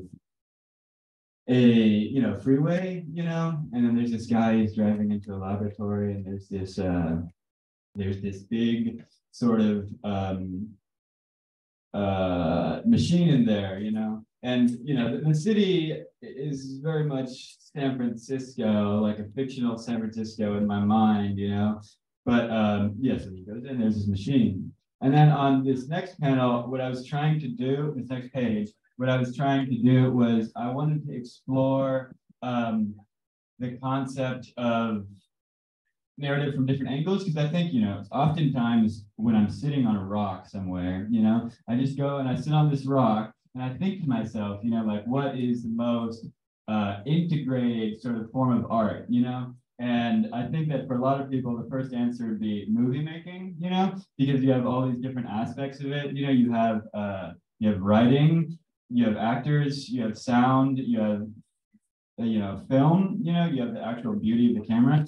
And, you know, don't get me wrong, I love movies, but like when I'm sitting on this rock, I just think that there's something that comics have that movies don't have, which is the breaking down of linear time into a way that, because with movies, you're forced to watch the film, you know, frame by frame by frame by frame by frame. You're given no other option. You know, that's the nature of the thing. You know, it wasn't that it wouldn't be a movie, but you know, comics, there's no rule that you have to read in any set of orders. But with this page, what I wanted to do was like, I wanted to make it so that it's possible to read it, you know, left from right, blah blah blah. But I was just interested in what would a page look like where the source of the information leaking onto the other panels started in the middle. And so that the middle panel is the source of information. It's leaking out, it's connecting to every single panel, and it's the smoke, because the city is like this smoke-filled, disgusting thing where the smoke is teeming with sin, you know, and it kind of cracks into every crevice of daily life and you know, corrupts,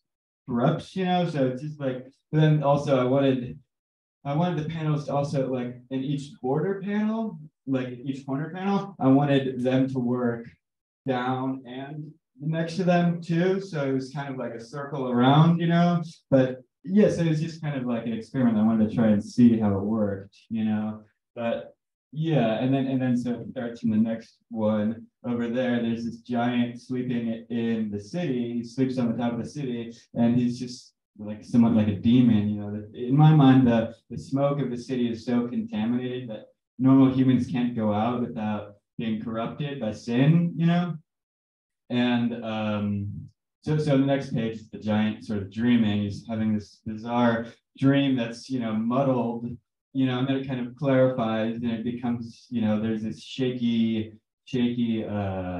water sort of thing, you know, and then there's a boat coming towards him on the water, and he wakes up and you know, he flies from the top of the cities into the clouds. And then, you know, when he's in the clouds, he's in the eye of the storm, you know, and there are all these snakes that are coming out of the clouds, and they, you know, contaminate his mind, just like real life. So, you know, the next is, you know, I wanted to show like a storytelling like shift, you know, where he comes out of the clouds and he's kind of been tampered with, you know, he's been soiled, you know, so to speak, or not soiled, just, you know, the energy of his existence has changed, you know, you know, so there's this figure coming out of the clouds in the top, and then it's kind of bouncing around and like destroying shit, you know, but it's more like this just like aggressive, you know, correlation of mark making, I guess, you know, and then, you know, okay, so that's what he's doing, right? And then in the next page, it's like, okay, meanwhile, there's this human center, you know, and in my mind, like the human center in this universe is like one of the only places where humans can exert their, you know, petty anxieties and, you know, whatever, like, you know, how when you're a human, like you just sort of want to move all the time, you know, and it's kind of like that. So like all the humans are in the center and they're just like, you know, doing their thing. And then in the next page, I wanted to try and split it. I'm also like, I don't want there to be any sequence directly with these panels. I want them to be all happening at the same time, but like in close. Are you talking to me? Yeah. Okay. Yeah, so not bad. But you know, so I want the panels to be composed in their panel-like way, so it very much looks like a comic. But also, in my mind, this page is all happening at the same time. So you know, you could read it, but it doesn't really matter how you read it. Like this thing, like this is kind of like a logical conundrum when it comes to reading comics, right? Because you read this like this, or do you read like this, you know? And it doesn't really matter. But I just wanted to try and play around with that. And then in the next page, it's like you have the panels that are inside of the human center, and then you have the demon, and he's kind of in this, you know, it's working like the other page too. And then you can see that, you know, he's coming from here, traveling through it, and then he's going down here. And this is like the representation of him internally as he's doing all of this, you know, explosions, and then he zooms in on the human center.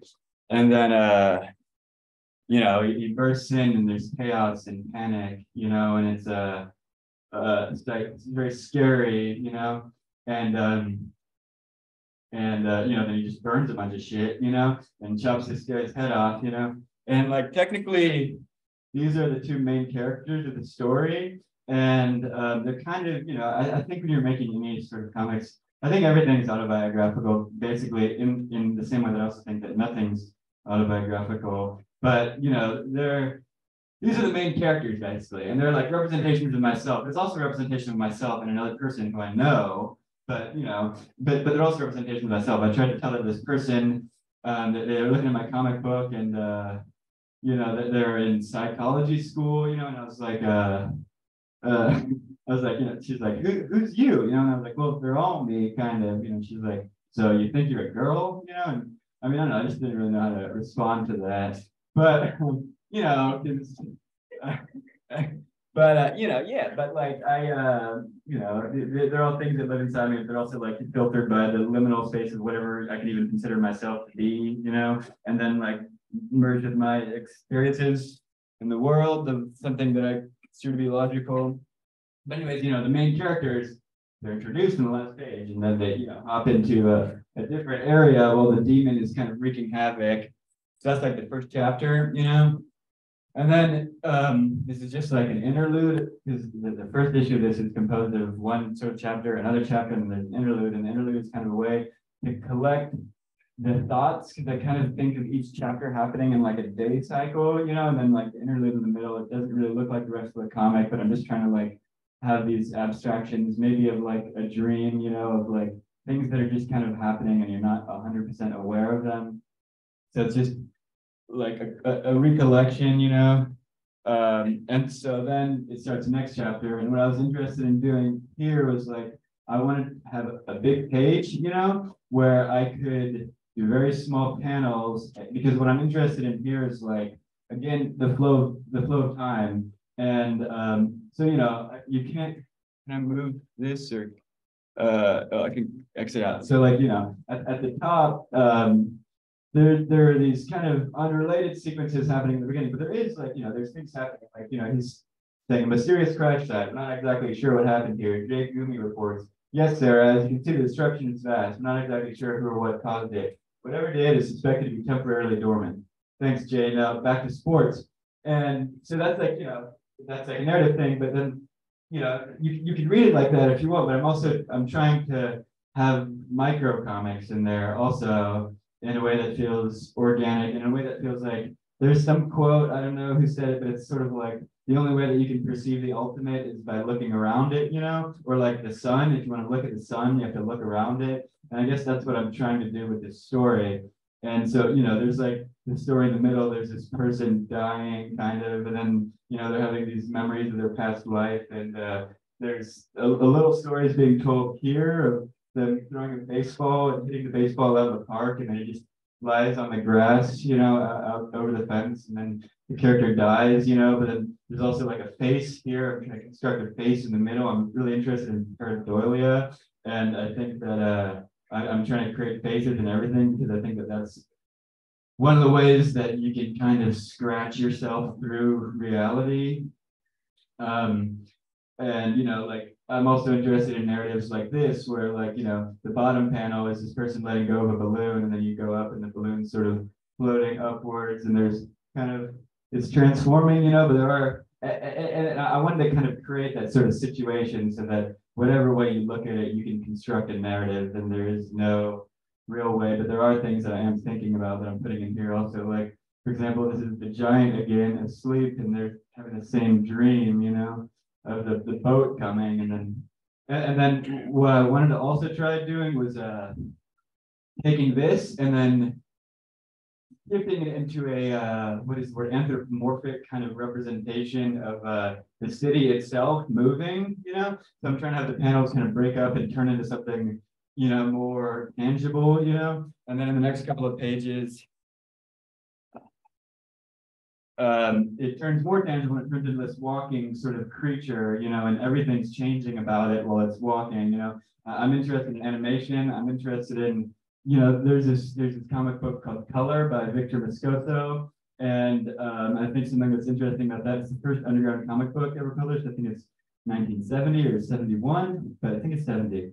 And what's interesting about Color, although I can't show it here right now, is that it was, Victor Moscoso is prolific, one of the greatest underground comic artists. But what's interesting about it to me is that it's playing with the reality in a way that seems that it would naturally lend itself to animation, right? But reading on comicsjoint.com, you see, if you're reading about that comic, there was a Dutch animation studio that tried to actually make an animation about it, but it didn't work because it was too direct. With comics, you have to blip in between sequences, which anything can turn into anything else. And that's what I'm trying to do, to try to show a metaphorical representation of the city walking and of day turning into night. And, and things are getting kind of, it's things that are in the city that appear themselves as an appendage of it, and, then things get darker, night turns into darkness, and then everything goes completely dark, and there's still this figure. And then it goes to the next sequence, kind of. And that's all how I'm trying to do a transition from a thing, like this is the way that it's natural for me to do transitions. This is how I want to do a transition. This like makes sense in reality, because who's to say how reality works? But the idea here is that it transitions into the other world that the kids, who are the main characters, like kind of zoom into, and there's just shots of it at first. And then you see them sort of coming down the line, they're walking past the tower, and, I'm trying to have the style change so it's clear that the entire atmosphere of everything is different. And, so they're walking by, they see this sort of creature on a car, and he zooms past, and he leaves some smoke, and they say, what was that? I don't know, but whatever it was, it didn't seem to notice us, which in my mind, it's sort of like this, they're transporting to another world, because that's the only way to escape the hideous reality that they live in, and that's the only way to like go outside, so they're like, it's sort of like hacking into other realities, but it's as far away from Rick and Morty, Broken, it's not like that. But it's like, it's more like a radio, like trying to find like a livable sort of area where you can just kind of chill for a little bit, hang out with the crew, So they're like, what the hell? There's some sort of NPC running around here, But, and then they get to their sort of area that they've staked out in this other world. and it's called 0 pi 4. And the logic for this is, I think, somewhat interesting.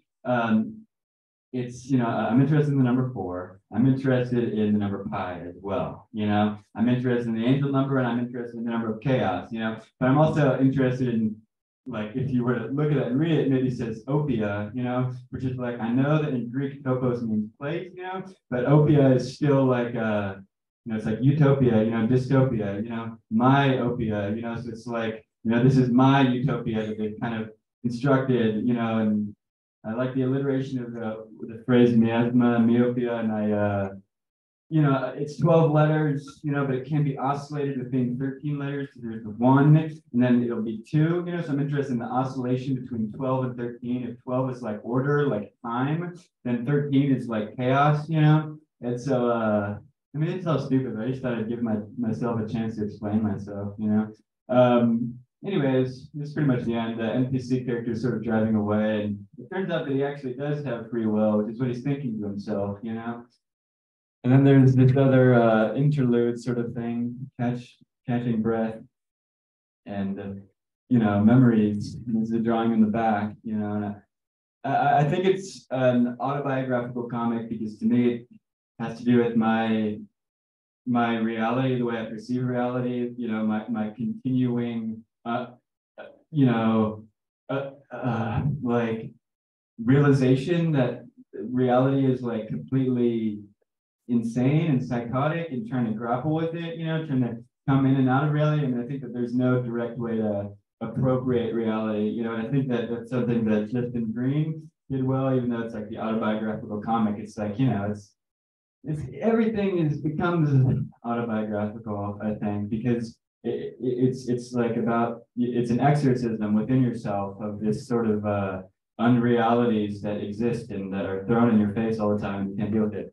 Which is how I feel. Oh, cool. Okay, cool. So that's that. And I also, so Sam was going to be presenting, she's in a bad way right now, but she wanted me to kind of go through her stuff and read one of her comics. That's what I'm going to do. Here's some paintings that she made. She's, a very talented person. Here's another painting she made. She's wonderful. I see her, she's one of the best oil painters around. She's interested in sequence. Like she's always talking, to me, and she's like, well, why can't a comic be on the wall? If it's on the wall, does it make it not a comic? So she's interested in comics and the nonlinear application of comics to reality through art, and triptychs and diptychs, any sort of stick. This is the cover that she did for Jaywalk 3. It's beautiful. She also did the color for the first issue. And here's another diptych that she made. This is a comic this is a painting that she made. And actually, I was like, hey, honey, can I take a photo of this? Can I put this in the magazine? Like, talk to me, And she's like, yeah, it's cool, but like, she didn't really like it that I actually put this in the magazine. She doesn't want it to be shown, but I think she put this in the presentation, so she's probably pretty proud of it, and I am too, because I think it's very wonderful. I think it's beautiful. And here's another painting that she did. And she really wanted me to read this comic. This comic is really important to her that I read it, because it's something that she worked a really long time on. It's for a publication by Nick Fowler. Should be coming out any time now, any day now, but not today. I mean, it's, yeah, but she made this comic for him, and then Nick sent her the scans, and here it is. So let me move this. I'm just gonna read it. This world was in a state of peril. The stains were coming and soon take over with their absurd color. Only one detective was on the case with one lead. I'm gonna move this back up again. She fell asleep on the drive home. While following, the world seemed to agree. It was nap time. Are you here? Can you hear? Static fuzz. Let's get you inside. This is what I wanted to show you. They've been showing up. I know you have dealt with them before. So how did you stop them? 1, 2, 3, 4, 5, 6, 7, 8, 9, 10, 11, 12, 1, 2, 3, 4. Well, for one, it was by accident. For two, it wasn't me. It was here at 7 or 8. Go back and see if she can help. Use energy to go back. And so he did. He went to Argonne Playground, the most leftist swing on the playground, and the furthest, most right corner under the tree with the red leaves, as perfectly instructed. And like magic, she was there. But now they had consumed all. In this moment, all was stained. 137, 34, 32, 35, 36, 37, 38, 30. They were in everything and all time. She took him to the source. Come, detective, let's go watch Arthur. It's my favorite show. Let's go.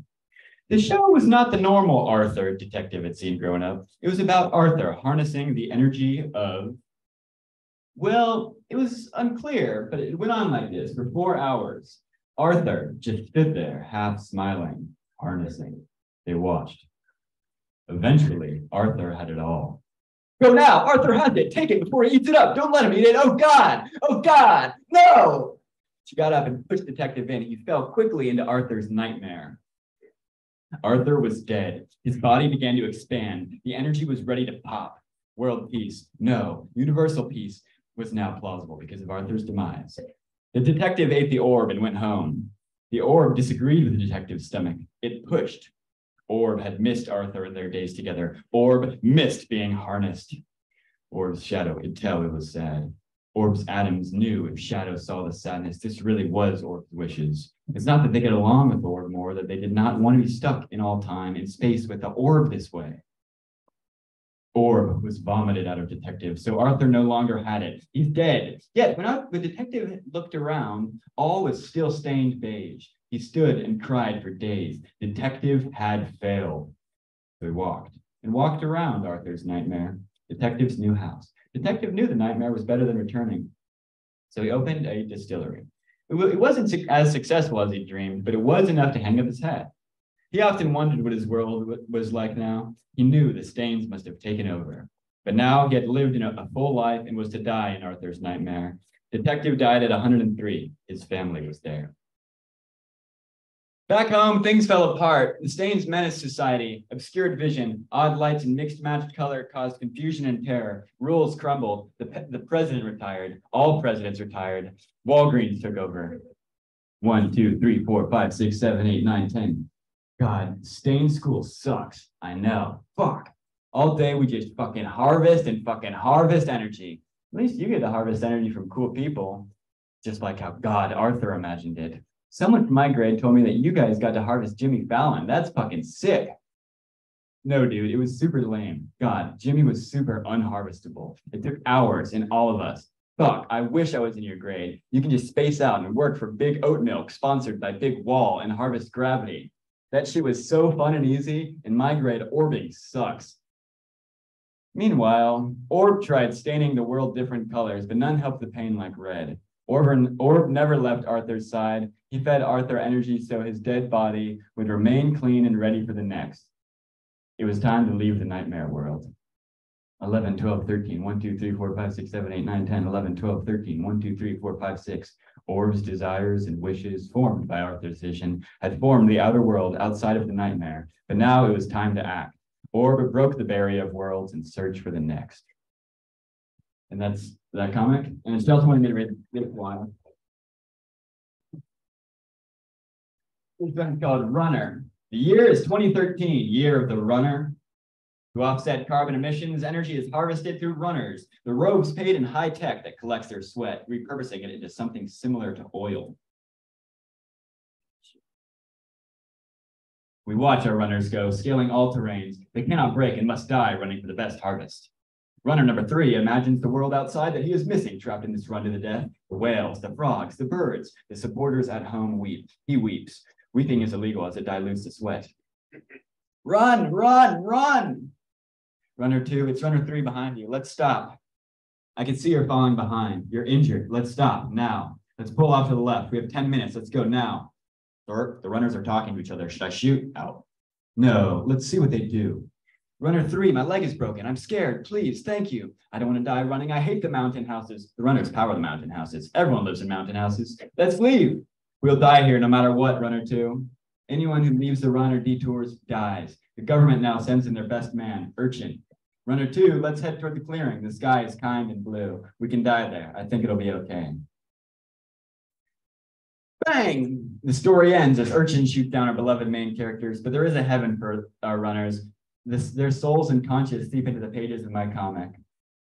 Look, Runner 2, I'll draw you the clouds and the fields with no one. We can imagine life here and recreate us. You can be one and I can be two. What was your name before? I can't remember mine. I don't remember my name, but thank you for this. This is like no one singular sensation I've had before. It's so quiet here. Can you add noise? No, maybe this is good. It's new. It's fading and fleeting. It tastes softer than I've tasted before. I feel tired. Can you come over here? Sorry. Let's run to the edge over there, east. I can be east. Thank you, one. I can be west. Thank you, two. I don't think we need this anymore. I'll see you soon. And so they dive at the end of the comic with the flip of the page. And yeah.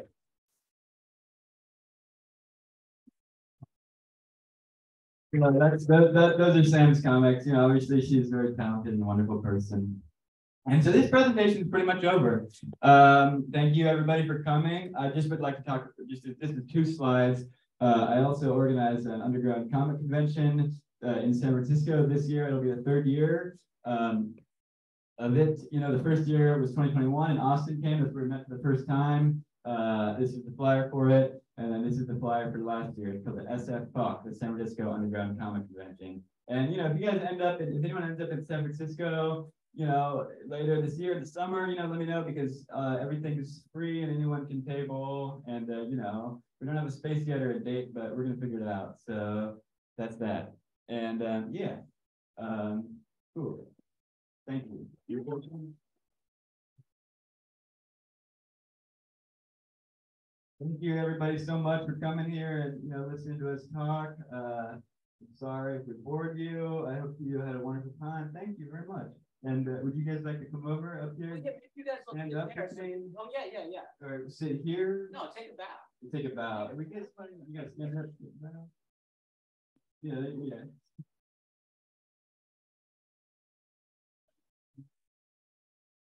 So yeah, that's our presentation. Shout out Blackberry, shout out PFK, shout out PDD, shout out Isaac Lakelo, shout out Max Burlingame. Sorry, I didn't show any of your guys' slides. I thought I did, I'm sorry. You know, shout out George Wilson. Thanks. Woo! Let's have some Q&A. That's great. The only thing I'm trying to figure out how people online can see you guys there if you answer questions there. I think we can figure it out. Yeah, we can figure it out. Oh, there's already a chat. There's 10 in the chat. Let's see what they're saying. I'm curious. There's a question from Noel. But let's see if people in the audience want to ask a question first. Let's What? You're gonna take the mic? Oh yeah. Let's. So do you guys all want to like maybe sit at the table? And I think what we could do is I can mute. I think what I'll do is mute here and put the sound on here, and then I can move the camera over to you guys. That's what I'm going to try to do. Oh, great! Well, that would be wonderful.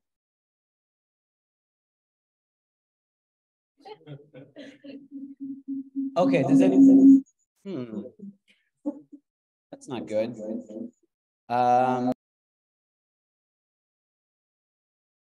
So people online just won't be able to see you guys answering questions, but we'll still be able to get questions from you guys. Does anyone in the audience want to ask something? Yes. Floyd, hello. Yeah. When you were introducing miasma, myopia, you briefly made a comment that you were inspired by the underground, that you thought that they had made potential failures that undermined their support potential, and that you were trying to kind of like work against those failures with your book. What were you talking about? Like, what were you referring to as the kinds of choices that you thought undermined the subversive potential of the underground? Yeah, you know, that's something that I'm really interested in. I think, you know, so, you know, my dad showed me the movie Crumb as a young kid, you know, sports comedian. I really love that. I mean, the movie changed my world for a variety of different reasons, but I guess, you know, and there was someone who, my childhood friend that I grew up with, their father worked for Gary Arlington. And so when I was in high school, I watched the movie Crumb. I got obsessed with underground comics. And then she just came in one day and shared that we were getting goat milk. And she gave me a bunch of really rare comics, you know, like Air Pirates #1, Boogeyman #1, like extremely, really great underground comics that really shaped my worldview and the way that I look at comics. But I just can't help feeling disappointed, you know, because like you look at numbers in those days, and it's like, you know, anyone could walk into the print man in Berkeley and print like, you know, 10,000 comic books. Like, you know, Wendell Pugh walks in and they just print, you know, 10,000 copies of Googie Wowmer #1. And that's great, you know, like that's awesome. And that's what I'm trying to get to. Like, that's the goal, you know, like I think like if we're trying to say that like print isn't dead or whatever, you're trying to make print, because I think print is like one of the best mediums you can work in, you know, like we got to get those numbers up, you know. And I just think like, you know, what I think about when I think about the trajectory of underground comics is I think that in 1973, there was a Supreme Court obscenity ruling, and you know, I'm not. This is my interpretation of the history, but my interpretation, and correct me if this is wrong, but the ruling basically determined that communities would decide what is deemed obscene, you know, and it wasn't really a big change, but I think that for a lot of the stuff that was coming out at the time, like Crumb was doing big ass comics, you know, and stuff like that, you know, and Crumb writes in an issue of Funny World magazine, he writes to the editor, you know, yeah, you know, I don't really know what I'm doing nowadays. It's just like, you know, I'm going to draw big ass comics because it seems like that's what the kids are into and it's selling, you know, so, you know, I'm going to do big ass 1, I'm going to do big ass 2, and, you know, okay, you know, it's just like, it seems to me that that's sort of like egotistical kind of focus on stuff like that kind of made the empire crumble, because I think that there's this amazing thing that was built up, where there's the head shops, you know, were a central channel of distribution, and distribution's key if you want to, you know, distribution's key if you want to, you know, get your thing out there. You know, I think the problem now isn't that print is dead. People love print when they see it. It's just that all the distribution networks are monopolized. You know, I think Instagram is a form of monopolizing information of distribution. I think Amazon is, you know, I think that Ingram is as well, you know, and I think that those things didn't exist in the underground, and there was a real true subversiveness of it, which is why people are still attracted to the underground, you know. But I just feel like, you know, it's like Aaron Comet Bus says when he talks about like being a 90s punk versus like a 70s punk, you know, it's like he feels like the 90s punks were kind of let down by the older generation. Like they were all about community and they were all about this stuff. But then when they became punks, there was no infrastructure that was holding anything up. What I'm interested in is infrastructure and sustainability and continual like dogmatic subversion, because that's like, you know, the role where underground comics is the best. You know, and I think that, you know, there's, you know, I'm really interested in the underground. I think that when I think about what the underground is, I think it's just like the underbelly of society, the sort of dreaming aspect of society, you know, the part of society that is really real. And that's what I'm interested in, you know. So, but I just am not, I think that has to be something that's done together. And I think that it has to be like, if you're trying to create subversive work, then you have to legitimately create subversive work and not just like rest on your laurels of saying that, you know, and that's the critical failure that I think happened with the underground generation, where it's like there was this resting on the laurels. And I think that, you know, this is acknowledged by a lot of historians, that like a lot of the work kind of became lazy, you know, and oversaturated, you know. And yeah, but, you know, I just think I really believe in the medium. I believe in the potential of it. I'm really excited in it. And I think that the groundwork has been laid by that generation and by a bunch of other people. I think that the majority of underground cartoonists don't even know necessarily that they are underground cartoonists, you know, but I think that everything's there. So I'm just, you know, I just want to try and check ourselves always and look at dogma and just, you know, we should always be anti-dogmatic, I guess. You know, let's hear, because there's a question in the chat from Noel Reber, and he says, I was wondering about the collective thoughts in distribution and social media in general. What's the ideal way an audience finds your publications? What kind of distribution networks have you all used since you were in high school? So maybe the rest of you guys could talk about these issues a little bit. I mean, Instagram's nice, but like Floyd said, it's monopoly. There's an algorithm that privileges certain content over others, and underground comics are probably never going to be what like that algorithm privileges. I don't know if any of you know who Liana Fink is. I think that's kind of a good example of like what Instagrammable like art is, that like kind of takes some of the aesthetics of underground comics. In terms of like, I don't know, distribution, I don't know. The most success I've had personally is talking to other small businesses and just like making like one-on-one personal contacts with people, because then you can put the book in a store and people will see it and maybe they'll buy it. And I don't know, it's just kind of the old school way, I guess. It's almost like New York City right now is going through a revival, not necessarily of the head shops, but it's sort of like way back when there was the gold rush in San Francisco, and now it's the weed rush. There are hundreds of new stores, illegal stores opening up everywhere. Have you been able to approach any of those to see? Yeah, I mean, that's such a exciting question. That's the goal. You know, the goal is to get back into the head shops. It's like the Garden of Eden. You know, we were expelled from there, and we must return. You know, and but you know, yeah, seriously, like you know, but the thing is, you know, people in head shops, you know, like okay, but I have gone into it. It's something that I want to do. Like before I leave New York, and like I want to take this rack and bring it into a head shop. And something that I'm also working on with Austin is the Domino Books wholesale thing. I was working with Domino Austin, and we kind of worked on this together a lot. And it's basically like an easy service where people can online, you can order any comic books that have been consigned to Austin, you know, or the Domino Empire, and you can order them for half price and get them for your store, you know, and I've gone around to different stores trying to get them to do that, because that's the way that I feel like would make distribution easier if there was just like an Ingram-like website kind of, but anyone can use it, you know, anyone who's making underground comics, you know, but you know, the head shops I've gone to, like, okay, I gave one person at a place where I buy weed, like I gave him Virgil's comic, and I was like, this is perfect, you know, he's gonna love this so much, you know, but I keep going back there, I'm like, hey man, so did you love the comic or what, you know? It's like, well, I haven't read it yet, you know, so I mean, I don't know, but I think the culture of like contemporary, you know, this contemporary moment of head shops is going to be more corporate. Does it seem like it's going to shape up to be more corporate than maybe the classic head shops that were like more linking up with the underground? Yeah, definitely.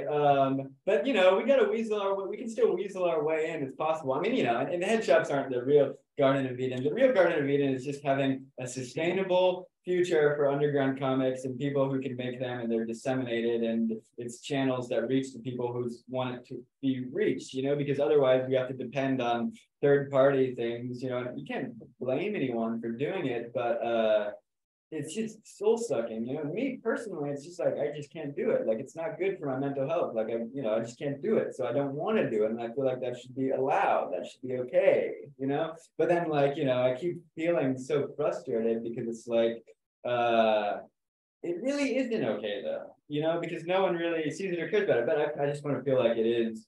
So hopefully these things will build into something, you know, because I think that people like comics. I mean, comics are awesome. Like, so, you know, so much of America loves comics. They're like our national pride, you know. And, you know, if I can just say one thing, I will say that what I'm interested in is like Japan, they've got this great system where comics just get funneled immediately into animation. And I think animation's great. Like animators are amazing, you know, and I just wish we had more of that here, you know, like it's Bone Jeff Smith, you know, it's the best comic of you know, last 30 years is Bone by Jeff Smith, probably. Well, I don't know, maybe not, but it's a great comic, and in Japan that would have succeeded so much as an animation, you know. But it's been thrown out 3 times basically of different production studios, and it's just really disappointing because it's so obvious to me and people who love comics that comics are like the best and should be done as much with as possible. But yeah, you know, that's enough from me.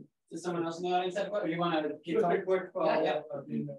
The first legal pot store is actually run by Housing Works, which is sort of a bookstore that's had like say Jaime Hernandez or Alberto, you know, here at their store. So they're sort of comics friendly. Yeah. And have you talked with them at all? No, it's a great idea. I'll try and make a point of it this week. You know, I heard, my boss was going there to buy weed. Forrest, and he was like, yeah, the line was so long.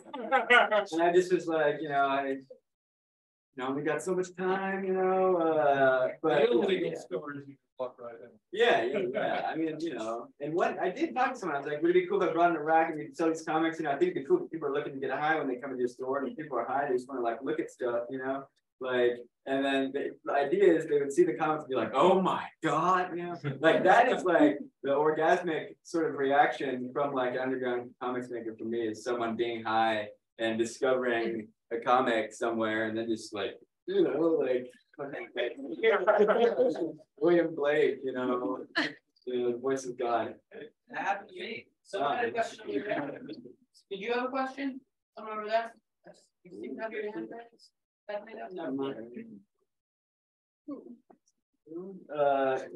anyone else in the audience have a question? There's a question in the chat that we could ask. Someone said, Malia says, what's the best speed to read a comic? Malia says, what's the best speed to read a comic? How slow? I mean, it depends on the comic. I think, I don't know. What do you guys think? Sorry.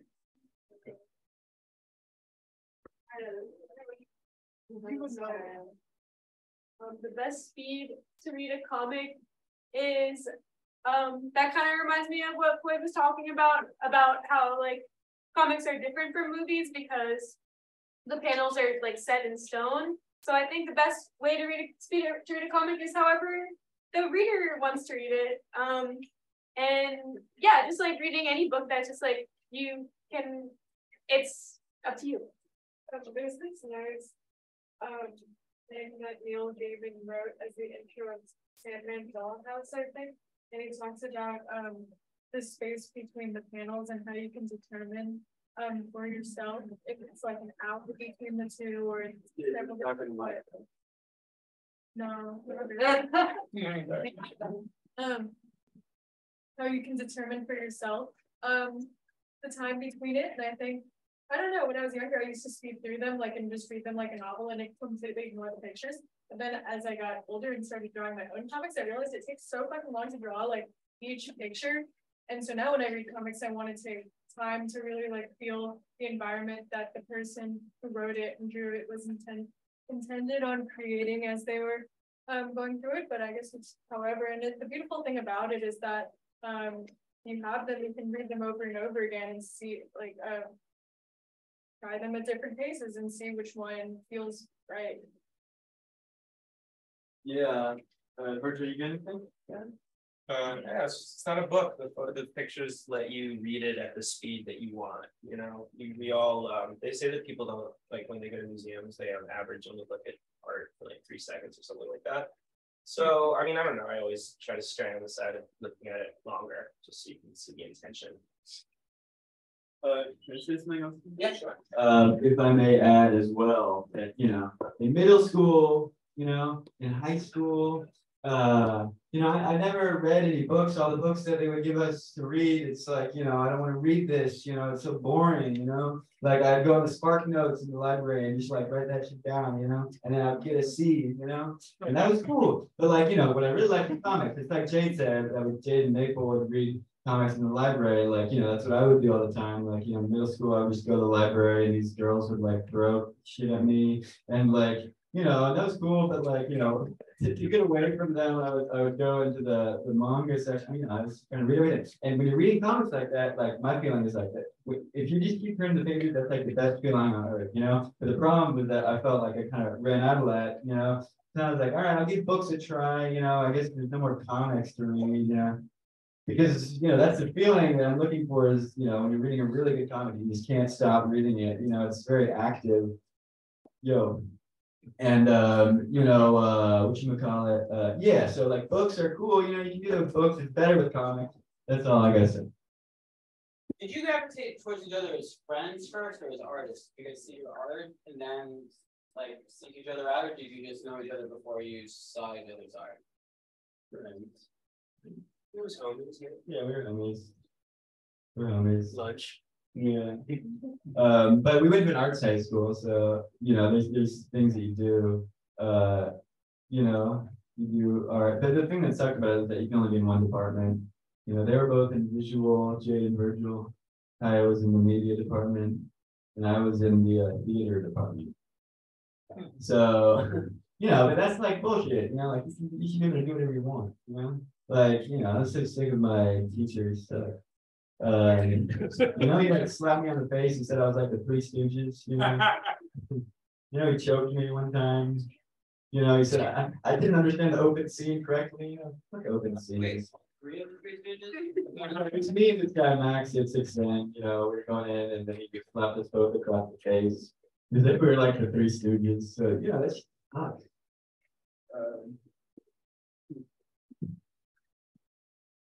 Anything else? Any questions from the audience?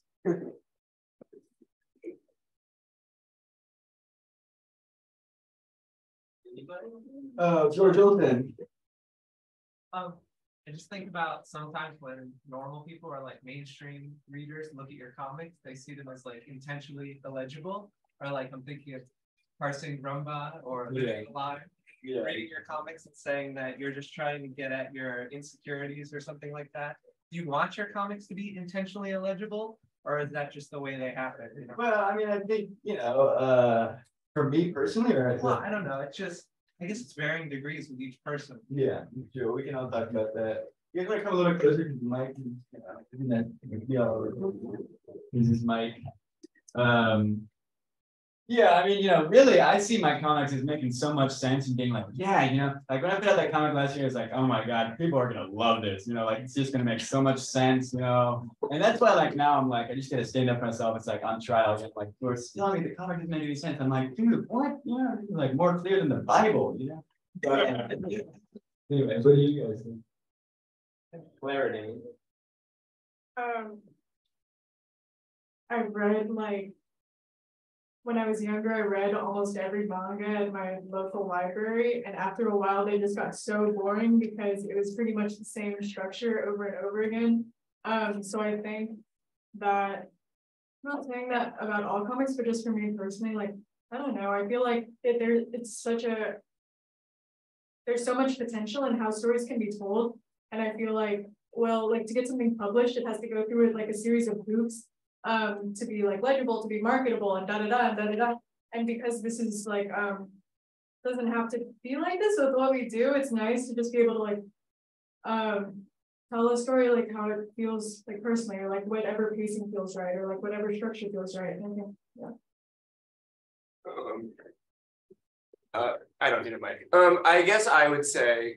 I guess I'd say I strive for legibility, above all else. That's what I was trying to do with Crux. I was trying to make a real comic, but I mean, I don't know, that one dude on, what's his name again? Yeah, that's the guy that George Olsen. Carson, yeah, the Carson bro said he couldn't even finish my comic. So, you're never gonna please anyone. So whatever, why try? I mean, still try, but why bother? Yeah, Oh, one other thing I'd like to say about that briefly is that I'm really interested in the notion of puzzles and puzzle comics, and I think that comics serve a cool purpose if you're looking at it less like a narrative story, but more as something that as you work your way through it, you're playing this puzzle in your mind and you're putting the pieces together, because that way you maximize, in my opinion, you maximize the time that the viewer takes with the comic. They can't just go through it, but there's they have to continually wrap their heads around it. I'm really interested in the concept of looking at the sun by looking at everywhere else besides the sun. Because that way you can put a lot of work into something that seems like something that an insane person made, but continually when they look at the comic, they're gonna be confused by it, but maybe they'll glean more from it. And then maybe, the goal is they spend as much time with the comic that you spend drawing it. Or maybe not, that's kind of possible. A bunch of people read it eventually. Yeah, right. I mean, take your time that way, if everyone, took a 1 second long video in the world, it would be 78 years long. It's a long video. Yeah. Cool.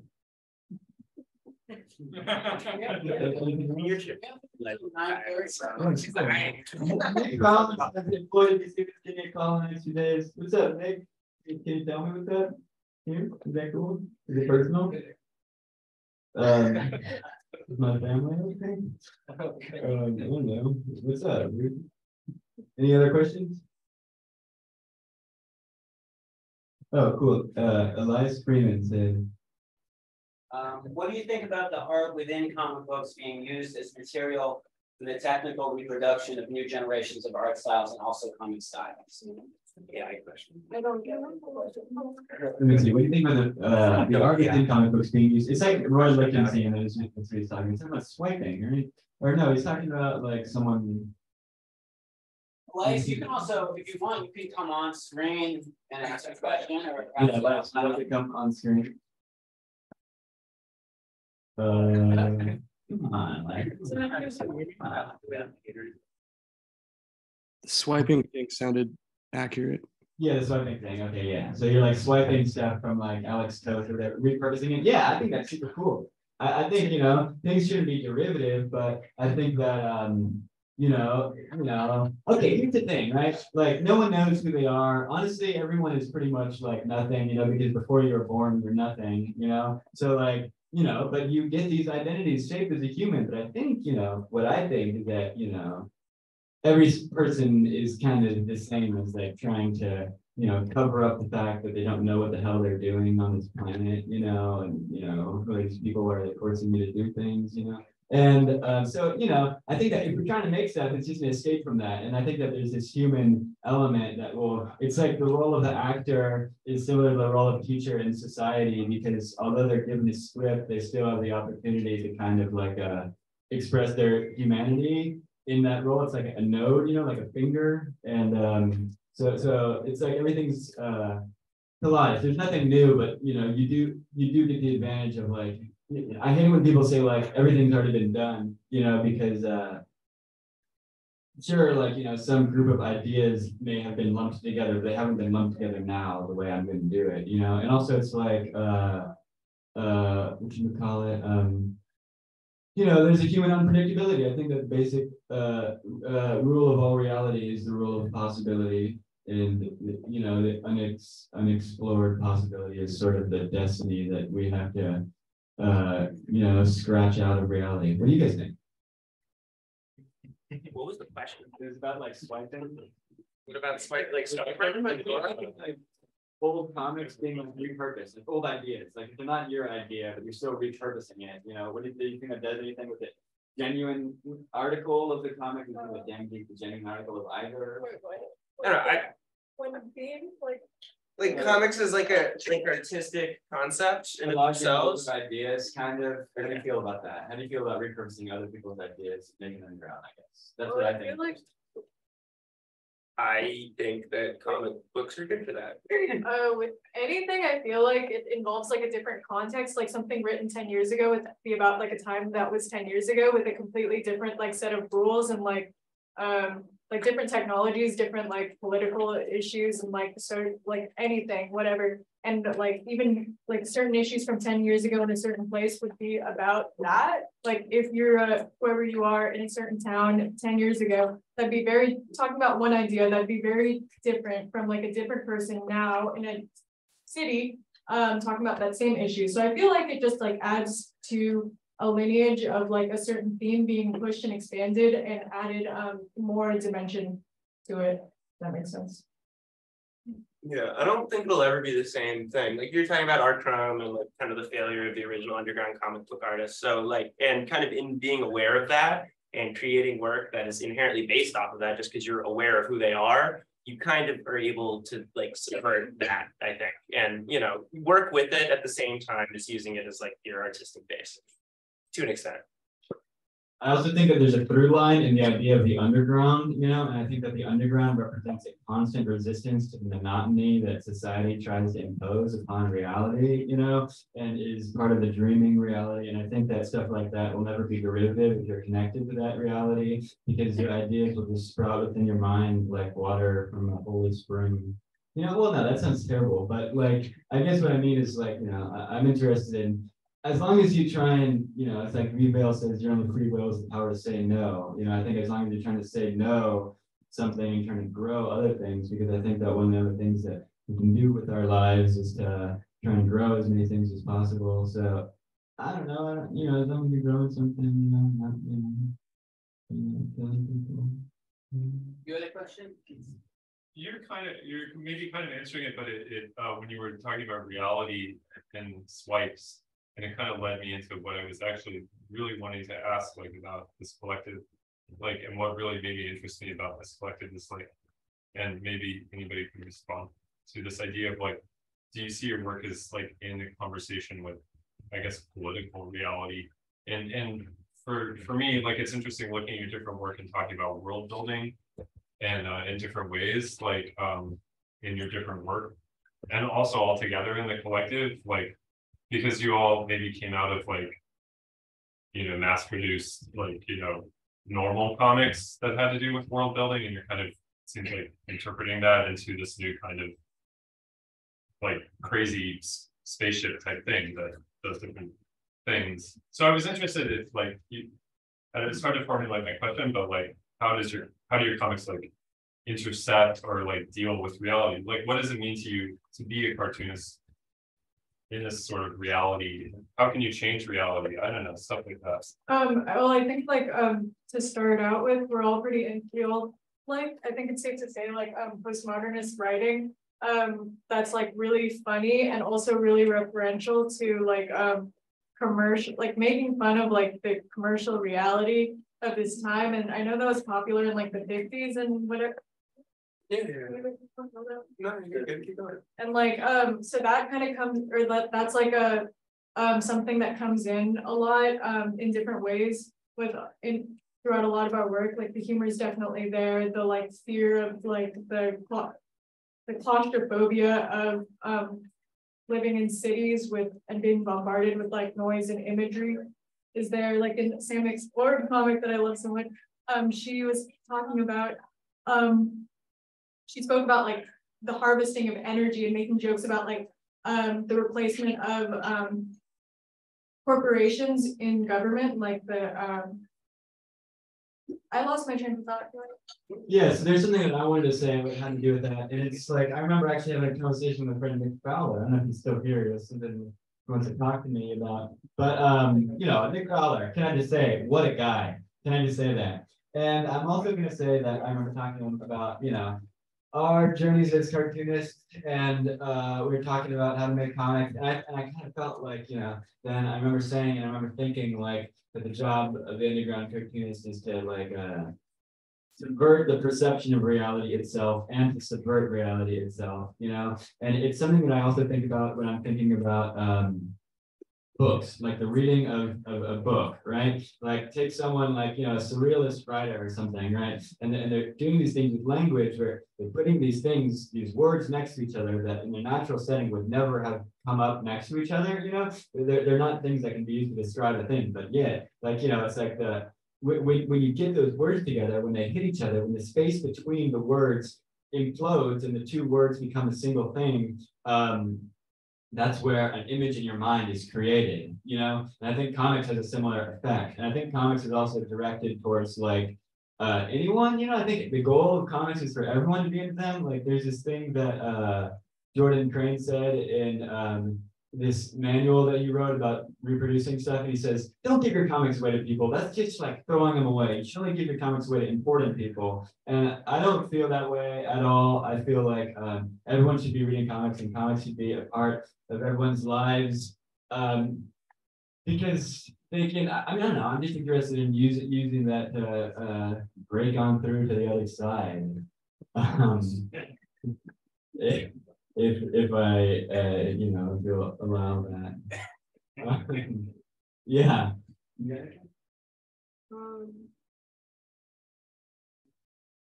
Okay, anything else? Anything else? You remember?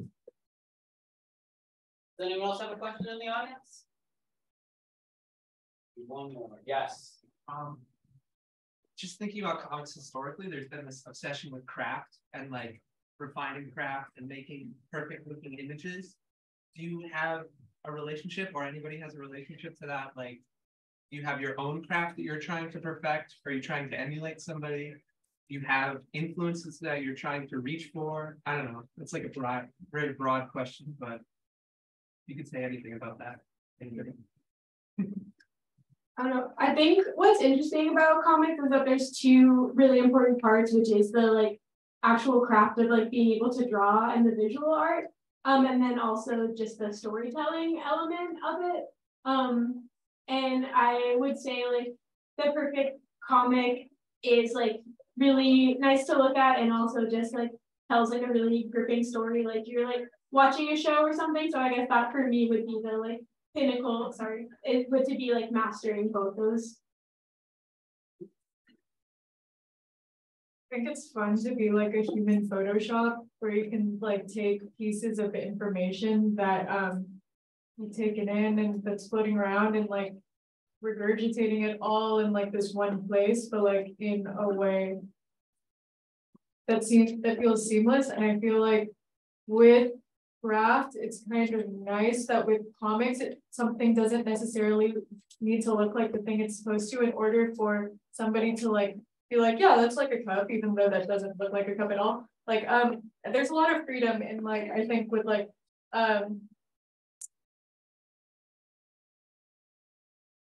yeah, with like the words and imagery being able to support each other like that. Yeah.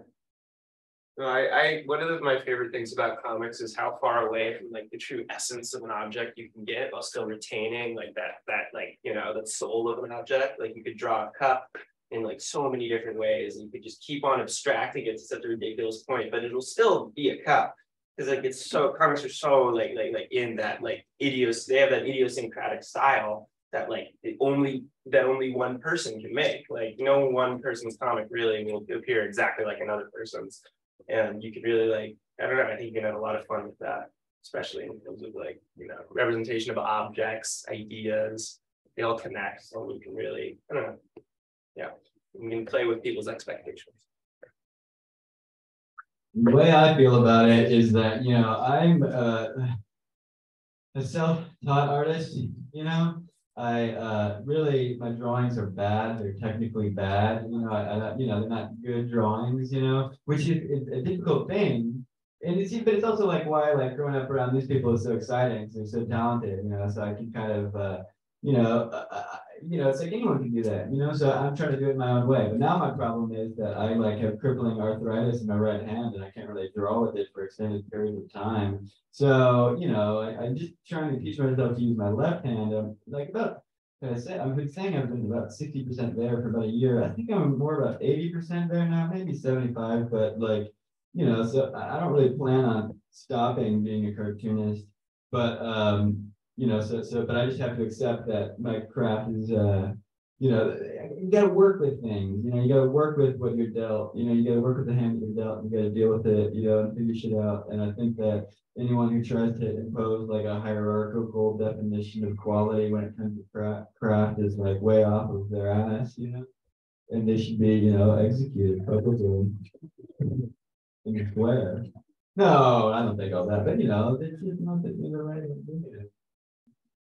I think there was a previous generation of art cartoonists who craft was like the most important thing, you know, and I think you guys actually focus on the craft a lot, but in a less maybe tortured way. I mean, do you feel that with your peers, craft seems like something that's discussed as the ultimate thing to attain, or is that not something that seems like that deep of a concern?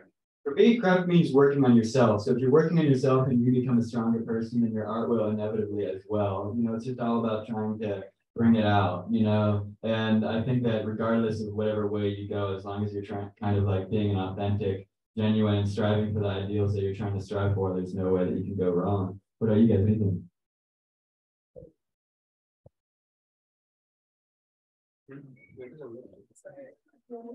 Nothing? No comment? We some crafty motherfuckers. Yeah, we're into it, you know, craft school, just like switch it up, you know, I'm into people who are like switching up their style, you know. I don't like it when stuff is like repetitive. I mean, you know, I have standards, like I'll look at someone and be like, I don't like that shit, you know. That's because it's like, you know, I think that what it's trying to tell me might be inauthentic. I think it might be ego driven, you know, I think it might be filthy, you know. I might be frankly sick of it, you know? So, you know, it's just like, but that's just a personal taste thing to some extent. But I also do think that like, you got to develop your ideas. Like ideas come before like learning how to draw, you know, some dude sitting down, you know, with like their legs crossed, you know, or like, you know, a bird in like a tree in like hills. And it's like, yeah, that's what I think. Does that kind of answer? Yeah. Okay. So the ideas are like the content is like not necessarily like the technique.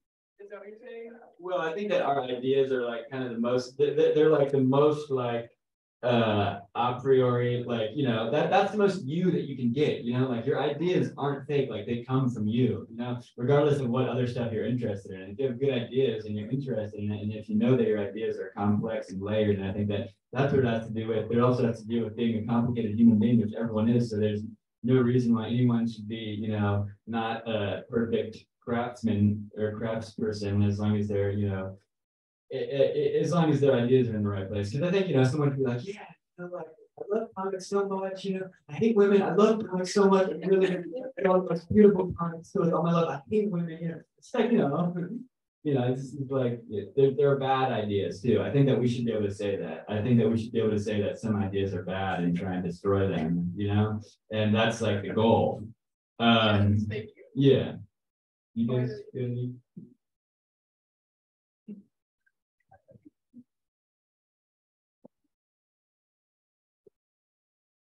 Wait, what was your question again? I don't remember. Okay. Anything else? Angela Finch. So I feel like one of the things that is exciting to me about Deadcrow is that you're creating like basically a platform for people who, you know, you might not like originally according to industry standards considered like comics. Like, you know, that's how I feel about my work. Like it doesn't fit anywhere in like where it's already exists, I think. And I was wondering, like, what is your goals or future for Deadcrow? Like, do you want to become like, you know, bigger or like comparative to industry, or want to like keep being, you know, like this DIY sort of action where, and are all four of you like planning to like just stay together, or like do you feel like you want to branch out at some point? I mean, it's so hard to get people together and keep them together, and people are going to go in the directions that they're going to go, and we're all going to die, you know. So I think, like, you know, we got to savor the time with each other when we can, but we also have to find our star, you know, and trust the invisible hand of God's will, you know, like, you know, I have things that I'd like to do, you know, and I'm sure, you know, you guys all do. Yeah, maybe someone else has stuff. Yeah.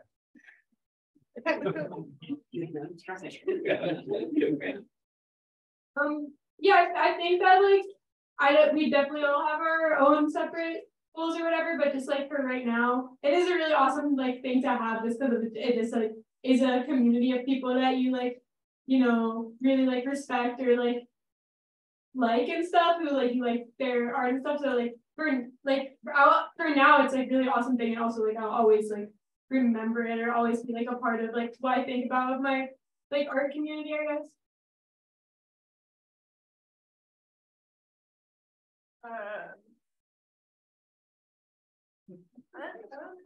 I don't know. I guess because I think a lot of the time what happens is that the comics are pre-existing, and this is and the anthologies, the different collections or compilations of everyone's pre-existing work. And I think like each of us does our own thing too. And I think it's like Deadcrow is like Voltron, like when all of the different like robot units like come together, and they're like the really big, powerful robot that is Voltron. That's like Deadcrow. And like yeah. Yeah. I don't know. I mean, I feel like we honestly are only just now getting to a point where we're really like confident in our work in that way. I don't mean to speak for you guys, but I feel like I'm there. Like I only just got to a point where I can actually like make I feel like I can make comic books without Floyd telling me to for a zine, you know? So I don't know. There's like a lot of self-confidence that is a part of that. And I don't know, just means also, you know? But I mean, as long as we want to make stuff together, we definitely will. Because I don't know, it's what we've been doing. And are you trying to compete with anyone? Yeah. Freak comics. Really? Kidding. West Coast, East Coast. No. Cook is the best. We love them. But yeah, it's like the battles of Voltron are cool too. No, I mean what I'm interested in also is like, you know, Mike Rieger and Evan Spesh Larson was someone who I would go to his house and draw at his house on Thursdays, you know. And then, you know, I talked to Mike and I interviewed him after Spesh passed away. You know, knew that they were friends, and also I was really interested in Mike's work. And he told me so much about underground San Francisco history, and you know, the history of like these drawing nights too. And he would talk about going to these drawing nights in the 90s at Hunt's Donuts in San Francisco, which no longer exists, but it was known as the epicenter of crime in the Mission, you know, or in San Francisco, you know. It was open 24 hours, and that's where, you know, people would come and slang whatever it is that they're slanging. But like what he said was like, I never would have believed then, being in that donut shop, what everyone would do and what everyone would go, including myself, and I still don't believe it. It's like actually insane, you know. And I'm just so excited about that, you know. Like I know that we're like our lives aren't going to end at least in the next second, you know. I can at least say that most likely, but you know, I'm excited in the physical object. I think the physical object's great that way because people are naturally going to go their own directions, and that's what you want from them, you know, because, you know, we all have to chase our stars. But like, you know, then you go back and you look at that, you know, and it's just like, it's memories and it's hopes and dreams, and it's what I want to preserve in the world, and hopefully what we all do, because I think it's one of the most valuable things to preserve, a sustainable, structured future for that. I guess that's my goal personally, is to try and do what I can, because something that upsets me is like seeing the histories of undergrounds kind of fall into disrepair, and you know, and but there is a through line through them. You know, you look at the history of undergrounds and you see that there's this through line, and why weren't all these people like kicking it? You know, and then you realize that they were kicking it. You know, that it was like a secret. You know? So I want to preserve the through line of underground culture in whatever way that I can personally. Well, I think that's my stance. And is that the end of all of us answering? Are there any other questions? This is sort of where we're supposed to let the room go. But thank you guys so much. This was brilliant. Thank you guys so much.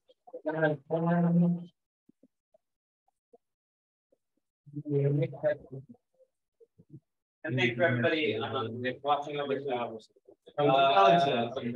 Nick Ballard's getting comic, there's anything crap at you.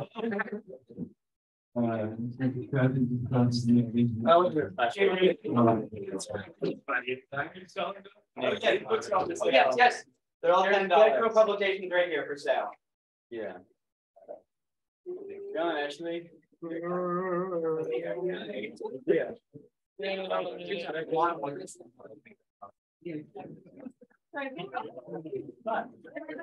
Congratulations, guys.